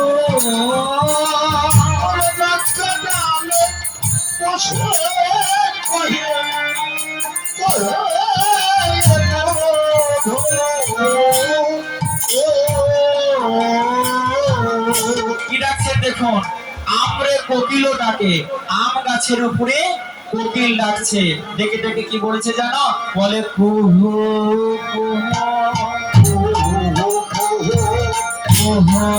কুহু আমি শুভতে পারলাম না, কুহু কুহু কি বলছে, আমি কুহু, আমি কালোই থেকে গেলাম, আমি সু হতে পারলাম না। এটা ঠিক আমাদের মতন যে আমরা মানব দেহ, শুধু দেহধারী হয়েছি কিন্তু মানুষ হতে পারলাম না। আমাদের গুরুদেব একশো প্রভুপাদ কৃষ্ণচন্দ্র গোস্বামী একটা কথা বলতেন, কি জানেন, যে তোরা সাধু পরে হোস, আগে প্রকৃত মানুষ হয়। আগে প্রকৃত মানুষ ও সাধু পরে। ঈশ্বরচন্দ্র গুপ্ত একটা কথা বলেছিলেন, নিয়ত মানুষ ধানে একরূপ জগতের সুখ দুঃখে দুঃখে দুঃখে সুখ দুঃখ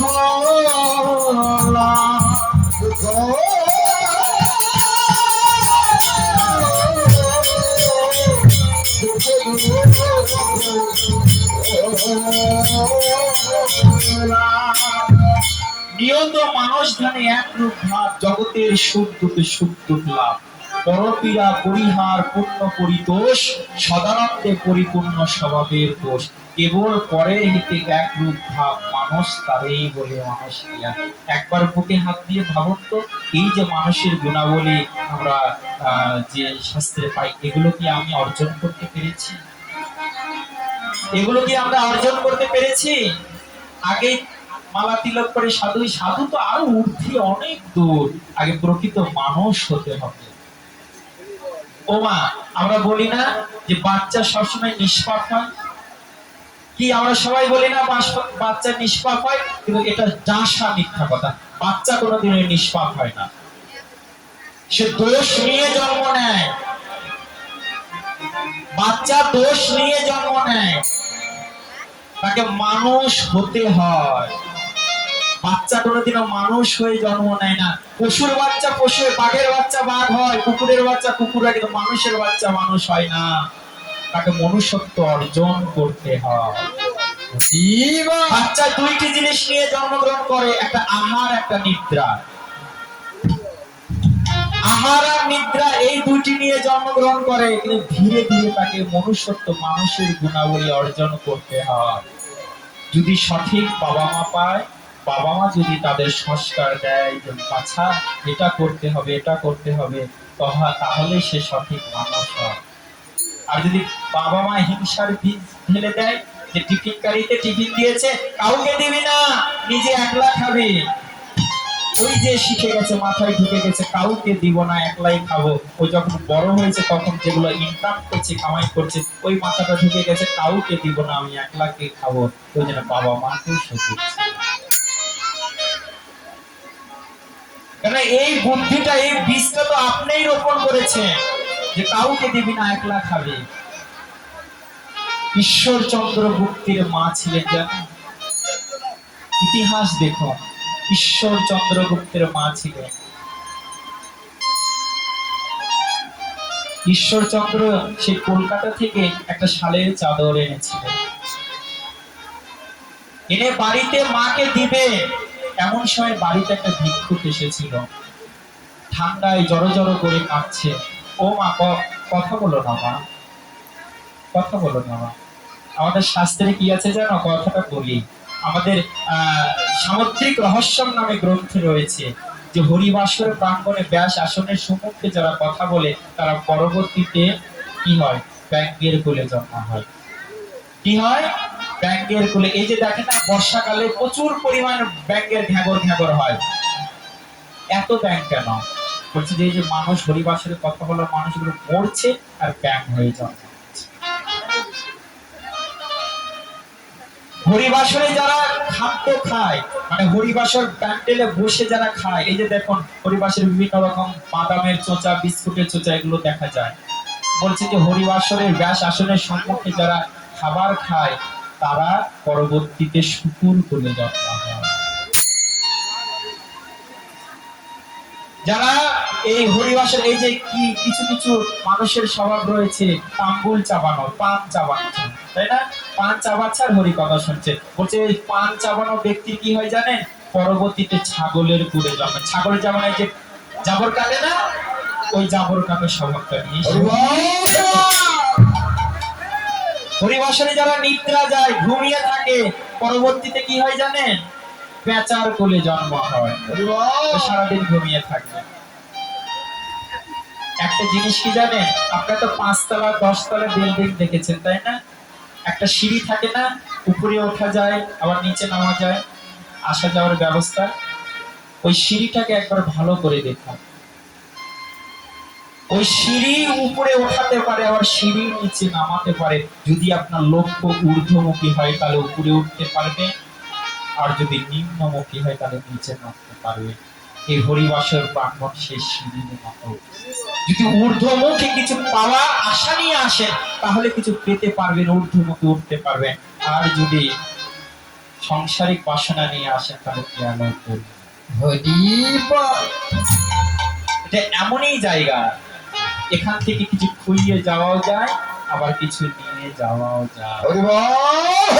সামুদ্রিক রহস্য এমন একটা গ্রন্থ জানেন, এখানে মানুষের জীবন চক্র সমস্ত বিস্তার ভাবে আলোচনা করা হয়েছে।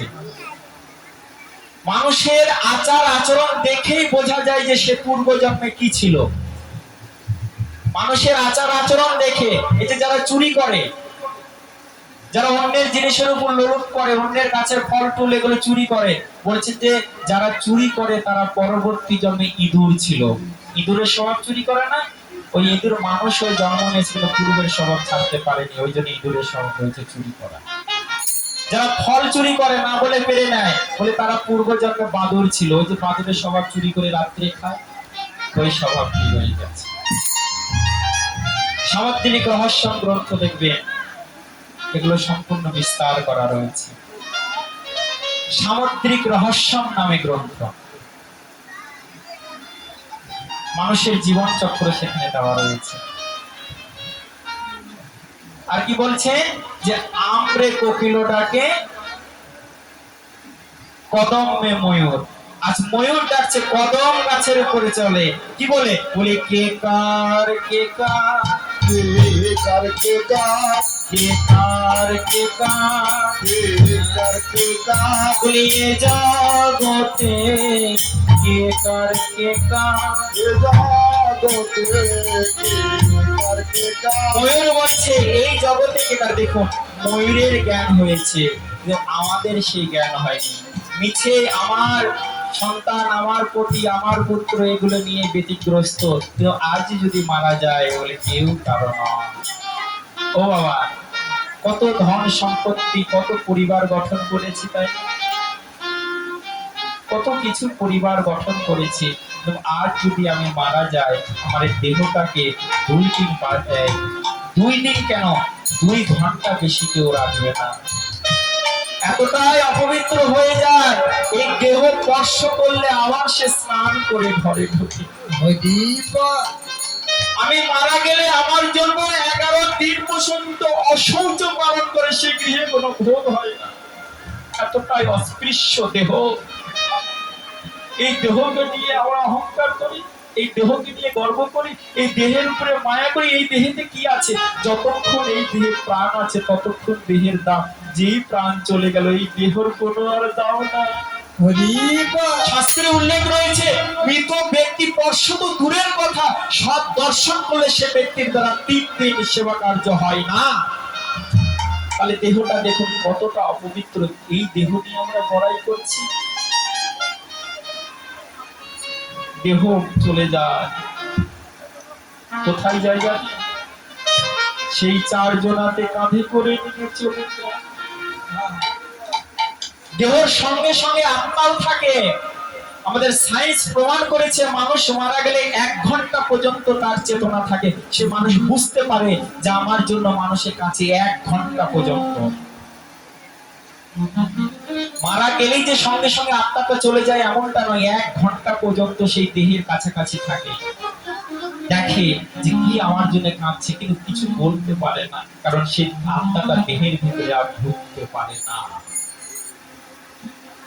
যখন চারজনাতে কাঁধে করে নিয়ে চলে যায়, ওই আত্মাটি ভাবে এই চারজন হয়তো আমার সঙ্গী হবে, আমার সঙ্গে থাকবে। কিন্তু এই দেহ যখন চিতার উপরে জ্বালিয়ে দেয় তখন আত্মা আশ্চর্য হয়ে যায়, এই দেহ দ্বারা আমি পরিবার পরিজনকে লালন পালন করছি, তারা আজ আমাকে দেহ পুড়িয়ে দিচ্ছে। প্রথম অগ্নিটা দিল কে? তার বড় সন্তান। ভাবছি এই সন্তানকে আমি মানুষ মান করেছি, এই সন্তানকে প্রতিপালন করেছি, এই সন্তানই আগে আমার মুখে অগ্নি। হরি বল হরি বল। এই ভালোবাসা এই সন্তানই আমাকে মুখাগ্নি করলো। সেদিন সেই আত্মাটা মহাজন এক পাশে দাঁড়িয়ে থেকে বলছিল, দেখো ওই শেষের দিনে কেউ তোমার সঙ্গে যাবে, সেদিন একমাত্র যাবে, সেদিন নাম যাবে এই প্রাণে যাবে।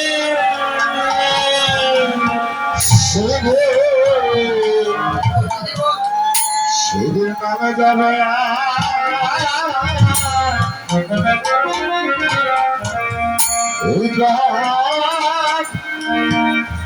যাবে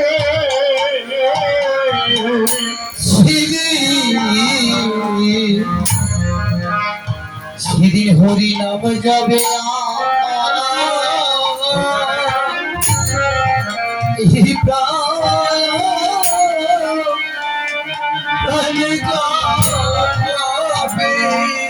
সেদিন সঙ্গের সাথী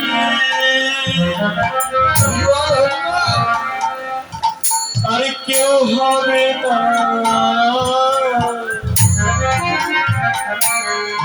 সেদিনে নাম যাবে এই প্রাণে যাবে। সেদিন সঙ্গের সাথী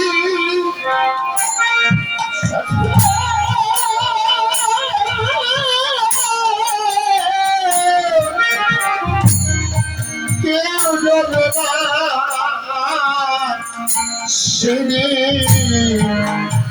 সেদিন নাম যাবে না এই যাবে।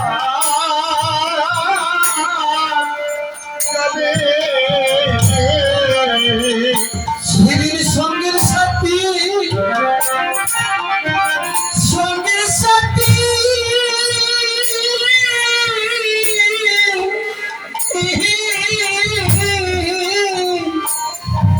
আমার কেউ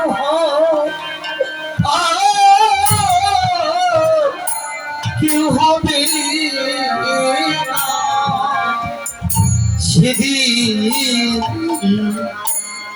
সেদিন নাম যাবে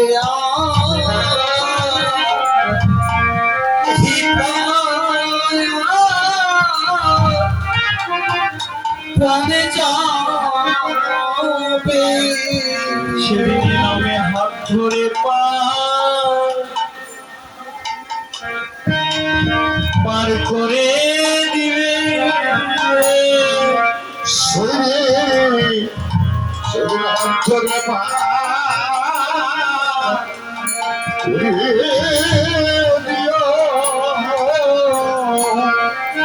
ওই ভগবানে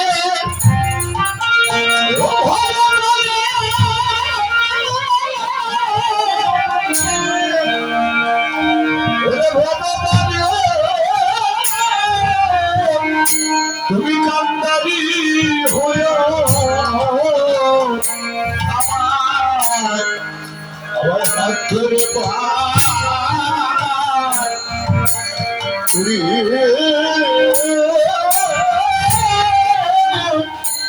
করে দিল। সেদিন পিতা পুত্র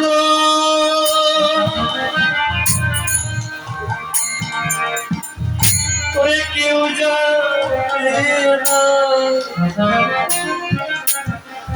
সেদিন এই নামে হাত ধরে পার করে দিবে। সেদিন পিতা পুত্র সঙ্গে কেউ যাবে না, সেদিন সেদিন আমার ধরে পার করে দিও। সেদিন সঙ্গের সাথে কেউ হবে না। সেদিন একা একা যেতে হবে, সেদিন একা একা যেতে হবে। যেদিন তুলসী হরিবল হরিবল বলে রব, সেদিন একা একা আমার যেতে হবে।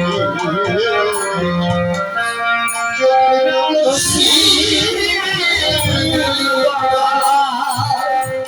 বলে রব, সেদিন সঙ্গের সাথী আমার কেউ হবে না।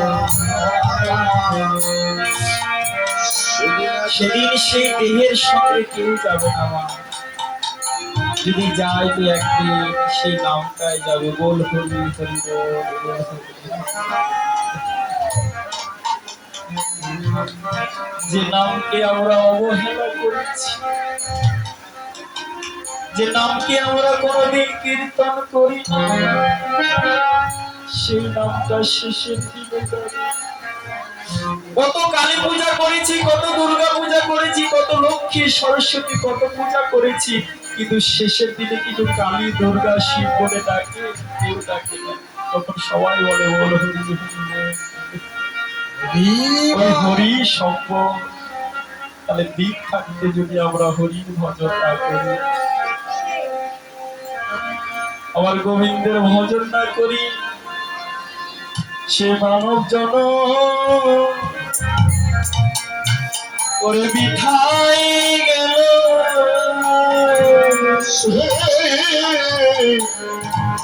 মানব জন বৃথাই গেল, যে আমার হরি ভজন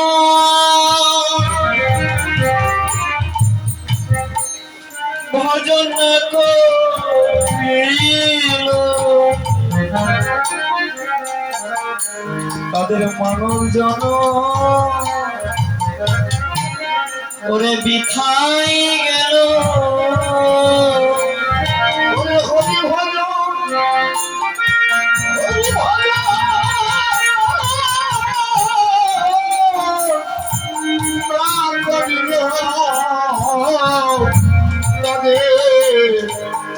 তাদের মানব জন বৃথা গেল। তাদের হরি ভজা হরি ভজা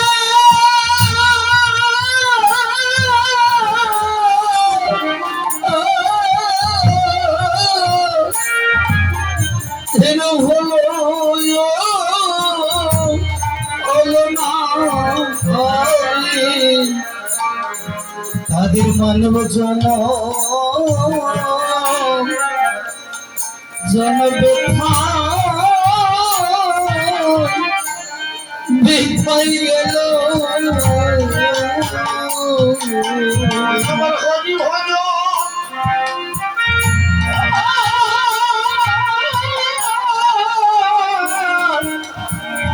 হলো না রে,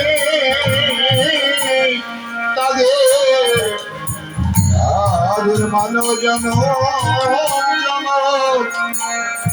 বৃথায়া গেল। দেহটা পুড়ে চলে যায়, সেই দেহটার অস্থিও পর্যন্ত রাখে না, গঙ্গায় ভাসিয়ে দেয়। আত্মা কিন্তু সব দেখতে পারে, কেননা আত্মা মারা যাওয়ার পর 11 দিন পর্যন্ত সে বাড়িতে থাকে। গরুড় পুরাণ বর্ণনা করেছে। আত্মা দেখতে পারে, তার আত্মীয় স্বজনকে চিনতে পারে, বলতে চায়, মনের কথা বলতে চায়, কিন্তু বলতে পারে না, কারণ দেহ যেটা বিষম কষ্ট হয় জানেন। সেই আত্মা গরুড় পুরাণ বর্ণনা করেছে। বলতে না পারার যে কত কষ্ট দেখছি, আমার চোখের সামনে আমার স্ত্রী কাঁদছে, সন্তান কাঁদছে, বলতে চায়, বলতে পারে।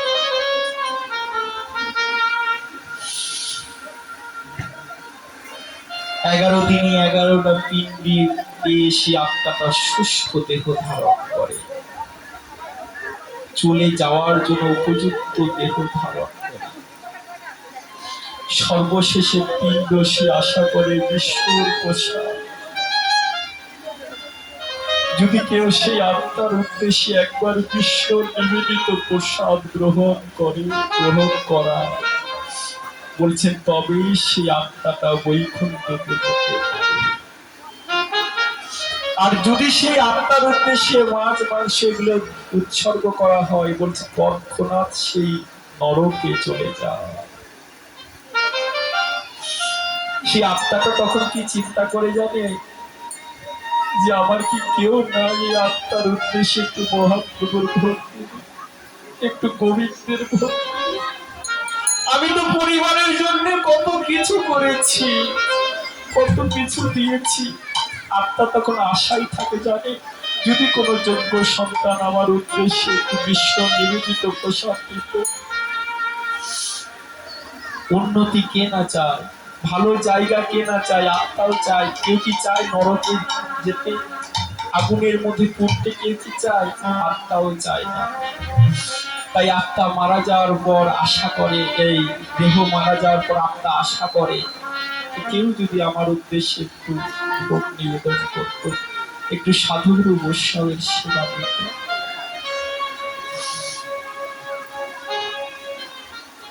সেই করলেন কি, আত্মার উদ্দেশ্যে বিশ্ব নিবেদিত প্রসাদ দিয়ে জলাশয়ে উৎসর্গ করলেন।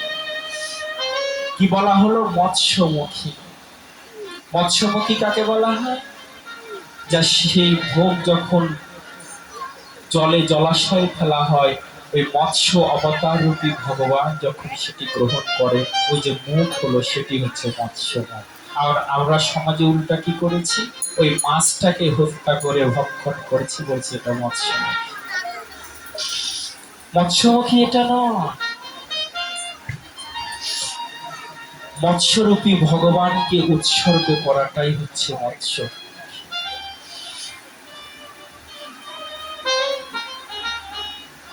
পিণ্ড পেয়ে আত্মাটা উদ্ধার হয়ে চলে যায়। এখন যদি কেউ প্রশ্ন করে, বাবা ভোগ দিলে কি আত্মার উদ্ধার হয়ে যায়? তাহলে তো সকলে ভোগ দিয়ে দিয়ে উদ্ধার হয়ে চলে যেত। সারা জীবন কুকর্ম করত, পরের দিনে ভোগ দিয়ে আত্মা উদ্ধার হয়ে চলে যেত। শাস্ত্র কি বলেছে জানে? ভোগ দিলে আত্মার উদ্ধার হয় না। তাহলে এতক্ষণ যে বলছেন ভোগ দিতে, বলছেন যে আত্মার উদ্দেশ্যে যদি ভোগ দেওয়া হয় না, সেই আত্মার কল্যাণ হয়, উদ্ধার হয় না, কল্যাণ হয়। কি কল্যাণ হয়? ভগবান সেই আত্মাকে আশীর্বাদ করে যে এই জন্মে কি হলো না হলো, পরবর্তী যেন তার কৃষ্ণ ভক্তের।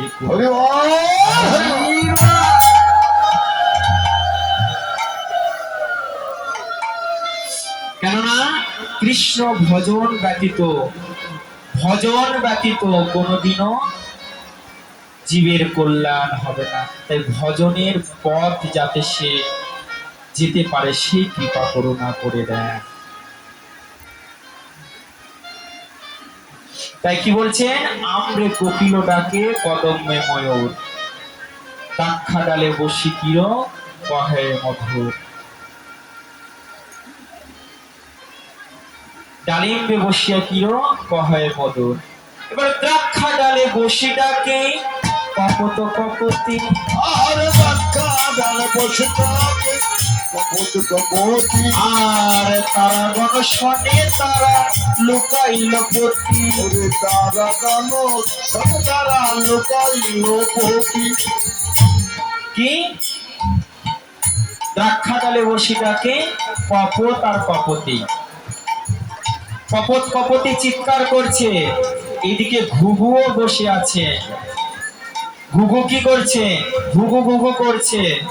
তখন ওই কপট আর কপতি বলছে, এই ঘুঘু এত চিৎকার করছিস কেন? দেখতে পাচ্ছিস না যুগলে শয়নে রয়েছে? এই ঘুঘু বলি বক কও রোকা বক কও। বকা ও ঘুঘু তুমি বক কও, ঘুঘু তুমি বক কও। শুধু ওই ঘুঘুকে বলছে না, আমাদের মতন ঘুঘুকেও বলছে। কারণ ঘুঘুকে কি বলা হয়? চালাক প্রাণী না? তা আমরা খুবই চালাক। আমরা খুবই চালাক, ভগবানের কাছে চালাকি করি। যখন বিপদে পড়ি তখন ভগবানের কাছে চাই, ভগবান এটা দাও ওটা দাও এটা দাও ওটা দাও। যে বিপদ কেটে যায় ভগবানকে ভুলে যায়। আমাদের নওগাঁর বিখ্যাত প্যারা সন্দেশ নাই? প্যারা সন্দেশ, এক ভক্ত এক কাঠুর প্যারা সন্দেশ এনেছে, এনে গোবিন্দকে সেবা দিয়েছে। তো গোবিন্দ তো ছানা সন্দেশের পূজারী, উনি খুব ভালোবাসেন। 9 লক্ষ ধেনুর ছানা নবনী তুলো গোবিন্দকে পেট ভরানো যায়নি। তো ছানা এগুলো মিষ্টি মিষ্টান্ন দিলে ভগবান খুব খুশি হয়ে যেতেন। তো এখন যদি কেউ প্রশ্ন করে, বাবা আমরা একটু মিষ্টি খেলে আমাদের ডায়াবেটিস হয়ে যায়, ভগবান এত মিষ্টি খেয়ে যে ভগবানের কি কোনো ডায়াবেটিস হয়নি? কি এমনটা প্রশ্ন হয় না? তো ভগবান এত মিষ্টি খেয়ে যে ভগবানের কি ডায়াবেটিস হয়নি? বলছে না, হয়নি। কেন হয়নি? ভগবান প্রতিদিন এক একটা অসুরগণকে নিধন করতো, মল্লযুদ্ধ করতো, আমাদের মতো খেত আর ঘুমাতো না। ভগবান সারাদিন গরুর পিছে পিছে ছুটতো। এখনো প্রমাণ রয়েছে। আপনি মিষ্টি খাওয়ার সমস্যা নেই, যদি পরিশ্রম করে দৌড়ঝাঁপ করেন আপনার মিষ্টি সুগার বাড়বে না। কি বাবা? তো ভগবান সারাদিন গরু চালাতো, বড় বড় মল্লযুদ্ধ করতো, সে অসুরগণকে নিধন করতো। তো তার আবার ডায়াবেটিস হবে? ডায়াবেটিস হবে না। কি করলেন? সেই নওগাঁ থেকে প্যারা সন্দেশ এনে ভগবানকে ভোগ দিয়েছেন। ভগবান গপাগপ খেয়েছেন। যখন খাওয়া শেষ হয়ে গেল তখন ওই ভক্ত এত বড় একটা লিস্ট বের করে বলছেন যে, ঠাকুর হে, তোমাকে এতক্ষণ সেবা দিলাম, এখন আমার কোমরের ব্যথা হয়েছে, ভালো করে দাও। আমার ছেলের চাকরি হচ্ছে না, চাকরি দিয়ে দাও। আমার মেয়ের বিয়ে হচ্ছে না, বিয়ে দিয়ে দাও। আমি চোখে কম দেখি, চোখটা ভালো করে দাও। ভগবান এখন চিন্তা করছেন, বাবা কেনই তোর ওই সন্দেশ খেতে গেলাম, এখন দিতে দিতে তো আমার সর্বনাশ হয়ে যাবে। এটা ভক্তি নয়, এটা ভগবানের সঙ্গে কন্টাক্ট হচ্ছে, যে ঠাকুর তোমাকে দিয়েছি তারপরে তুমি আমাকে দাও। এটা ভক্তের স্বভাব নয়। ভক্ত কোনোদিন মানত করে না, আমরা মানত করি না যে ঠাকুর এটা দিবে ওটা দিবে। ভক্তের কাছে কোনোদিন মানত নয়, কোন চা পাওয়া নয়। ভগবান ভক্ত শুধু দিয়ে সুখী, ঠাকুর আমি তোমার কাছে কিছু চাই না, এটুকুই চাওয়া যেন তোমার দাসী করে তুমি পাশে রাখো। তুমি দাসী করে তোমার পাশে রেখো। তুমি এই দাসে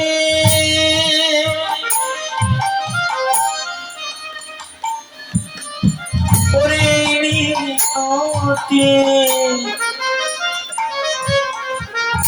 তুমি দাসী করে আমায় পাশে রাখো। এই দাসে নদী তুমি দাসী করে পাশে রেখো।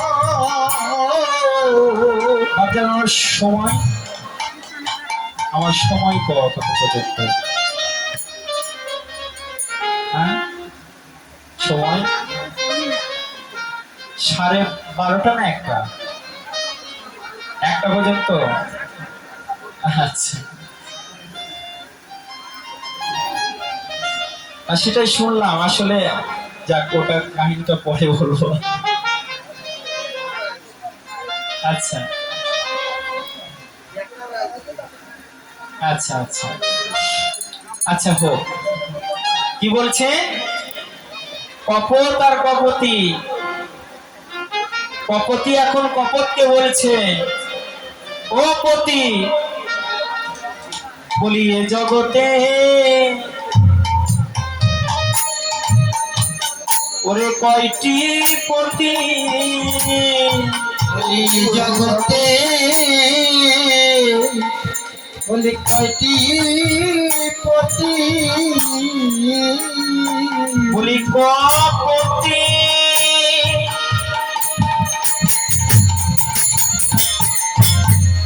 ওরে কপতি, বলো বলো এ জগতে ওরে কয়টি পতি? ওরে কপতি কপতি এই জগতে হইতি পতি। কপতি কপতকে বলছেন, ও পতি, বলি বলি এই জগতে কয়টি পতি? কয়টি পতি? ও মায়েরা বলো তো তোমাদের কয়টি পতি? জানা না? একটি পতি। কোন পতি? জগৎপতি। আর যে তোমাকে সিঁদুর শাঁখা পরিয়েছে সে কে? ওটা পতি নয়, কে ওটা? ভাই হয়? স্বামী। কে হয়? পিতা হয়? আসামি আসামি। এখন হয়তো মায়েরা বলছে কি রে, স্বামী কেন, ভাই পিতা কেন বলছে? আমি বলিনি, চৈতন্য ভাগবত বলেছেন, বৃন্দাবন দাসের লেখা। সত্য সেই বিষ্ণুপ্রিয়া বলেছিলেন গৌরাঙ্গ মহাপ্রভুকে, প্রভু তুমি যেমন পণ্ডিত, আমিও পণ্ডিতের মেয়ে, সনাতন মিশ্রের মেয়ে, আমিও কিছু শাস্ত্র জানি। স্বামী পতি হয়, স্বামী বন্ধু হয়, স্বামী সখা হয়, স্বামী পিতা হয়, স্বামী বড় ভ্রাতা হয়। কখন কি হয় জানো? স্বামী যখন পালন করে, স্বামী যখন আমাদের পালন করে, তখন সে পিতৃসম হয়। স্বামী যখন আমাদের শাসন করে, ভুল হলে শিখিয়ে দেয়, তখন ভাতৃসম হয়। স্বামীকে যখন আমরা সেবা দিই, তখন স্বামী আমাদের কাছে পুত্র সমান হয়। আমরা যখন স্বামীর আগে মারা যায়, তখন স্ত্রী যদি স্বামীর আগে মারা যায়, তার মুখাগ্নি করার অধিকার কার থাকে? স্বামীর থাকে না? তখন স্বামী আমাদের পুত্র হয়।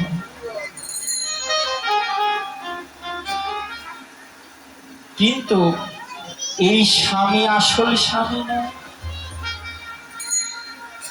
এই স্বামী আসল স্বামী নয়। আসল স্বামী কে জানেন? আমাদের জগৎপতি। যে স্বামী স্ত্রী কোনোদিনও সৌন্দর্য কেড়ে নেয় না, সেটি হচ্ছে স্বামী। যে স্বামী স্ত্রীর কোনোদিনও সৌন্দর্য কেড়ে নেয় না, সেটি হচ্ছে স্বামী। আর যে স্বামীকে আপনারা গ্রহণ করেছেন, এই স্বামী যদি আগে মারা যায়, তাহলে আপনার শাখা সিঁদুর সমস্ত সৌন্দর্য নিয়ে চলে যায়। একটি নারীর শাখা সিঁদুরই হচ্ছে তার সৌন্দর্য। সেটি যদি সে খুইয়ে দেয়, হারিয়ে দেয়, তাহলে তার সৌন্দর্য আর কি রয়েছে? এই জগতের স্বামী এই সৌন্দর্য নিয়ে চলে যায়। কিন্তু আমরা যদি জগৎ স্বামীকে একবার স্বামী করে গ্রহণ করি, তাহলে জগৎ স্বামী তো কোনোদিনও মারা যায় না। আমরা বলি না বিধবা বিধবা, বিধবা কে? এই জগতের স্বামী মারা গেলে তারা বিধবা নয়। বিধবা আমরা কেউ নয়। আমাদের পরম ভগবান পতিত রয়েছে, কারণ আমরা বিধবা কেন? বিধবা কারা জানে? বিধবা কারা? যারা হরি ভজন করে না, কৃষ্ণ ভজন করে না, যারা আমার পরম পতি ভগবানকে ভজন, যারা সেই পরম পতির সঙ্গে সম্বন্ধ নাই, তারাই তো বিধবা। তারাই তো বিধবা।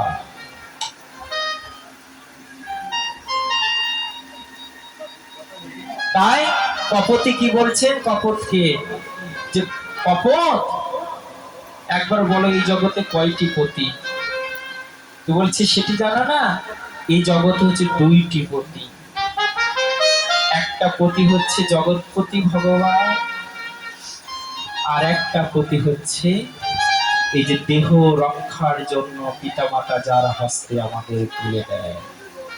অনেক কীর্তনিয়া বলে থাকে শাখাপতি, সিঁদুরপতি, এটা পতি ওটা পতি, 5টা পতি, এমন কোনো শাস্ত্রে প্রমাণ নাই। এটা হচ্ছে লোকরঞ্জিত, লোককে আকর্ষণ করার জন্য অতিরঞ্জিত কথা, এগুলোর কোনো শাস্ত্র ভিত্তি নাই। আমার কথা আমি যেটা বলবো, যেটা আমি শাস্ত্র পেয়েছি, যেটা আমি প্রমাণ দেখাতে পারবো সেটাই বলবো। যারা বলবে 5টি কোটি, তৎক্ষণাৎ আপনাদের মাঝে কেউ একজন হাত তুলে বলবেন যে বাবা আপনি যে 5টি কোটি বলেছেন কোন শাস্ত্রে রয়েছে একটু দেখিয়ে দিন। এটা আপনাদের দায়িত্ব, আপনাদের কর্তব্য। আপনারা যদি করা হন, সঠিক হন, তাহলে কোনো কীর্তনিয়া উদ্ভট কথা বলতে পারবে না। এখন কীর্তন তো একদম বিশৃঙ্খল হয়ে গেছে। কীর্তনিয়া না দেখছে শাস্ত্র, না নিচ্ছে সদ্গুরু পদাশ্রয়, কি যেন সম্প্রদায় গ্রহণ করে। সম্প্রদায়ে ভুল রয়েছে। আপনারা কি কোনোদিন চিন্তা করেছেন যে সম্প্রদায়, তারা যে নাম ধরে সম্প্রদায়, ওই সম্প্রদায়ে ভুল রয়েছে? কি গিরিধারী সম্প্রদায়, ভাইওয়ান সম্প্রদায়, ওই রাধা মাধব সম্প্রদায়, ওই গৌর গোবিন্দ সম্প্রদায়, এগুলো সম্প্রদায় কোন শাস্ত্রে আছে? শাস্ত্রে কয়টি সম্প্রদায় আছে? 4টি না? 4টি সম্প্রদায়, নিম্বাক্য সম্প্রদায়, রামানুজ সম্প্রদায়, এই ধরনের 4টি সম্প্রদায় নাই? কোথাও কি দেখাতে পারবেন যে রাধা গোবিন্দ সম্প্রদায়, কুঞ্জ বিজয় সম্প্রদায়, এগুলো সম্প্রদায় আছে? এগুলো সম্প্রদায় নাই। তারপরে কি বলছে? গৌরাঙ্গ মহাপ্রভু একটা নতুন সম্প্রদায় সৃষ্টি করেছেন, সেটা হচ্ছে মাধ্যাচার্য গৌরীয় বৈষ্ণব সম্প্রদায়। তাই কলিযুগে মোট 5টি সম্প্রদায়। সর্বশেষ সম্প্রদায় গৌরাঙ্গ মহাপ্রভু তৈরি করেছেন মাধ্যাচার্য সম্প্রদায়। বলছে যে এই কলিযুগে ওই 4টি সম্প্রদায় উনি অনুমোদন করেছেন, গ্রহণ করেছেন, কিন্তু প্রতিষ্ঠা করেছেন মাধ্যাচার্য সম্প্রদায়। কেননা এই যুগে গৌর ভজন ব্যতীত, নিতাই ভজন ব্যতীত যদি কেউ রাধা কৃষ্ণ একান্তভাবে ভজনা করে, বলে তার ভজন শুদ্ধ হবে না, তার ভজন শুদ্ধ হবে না।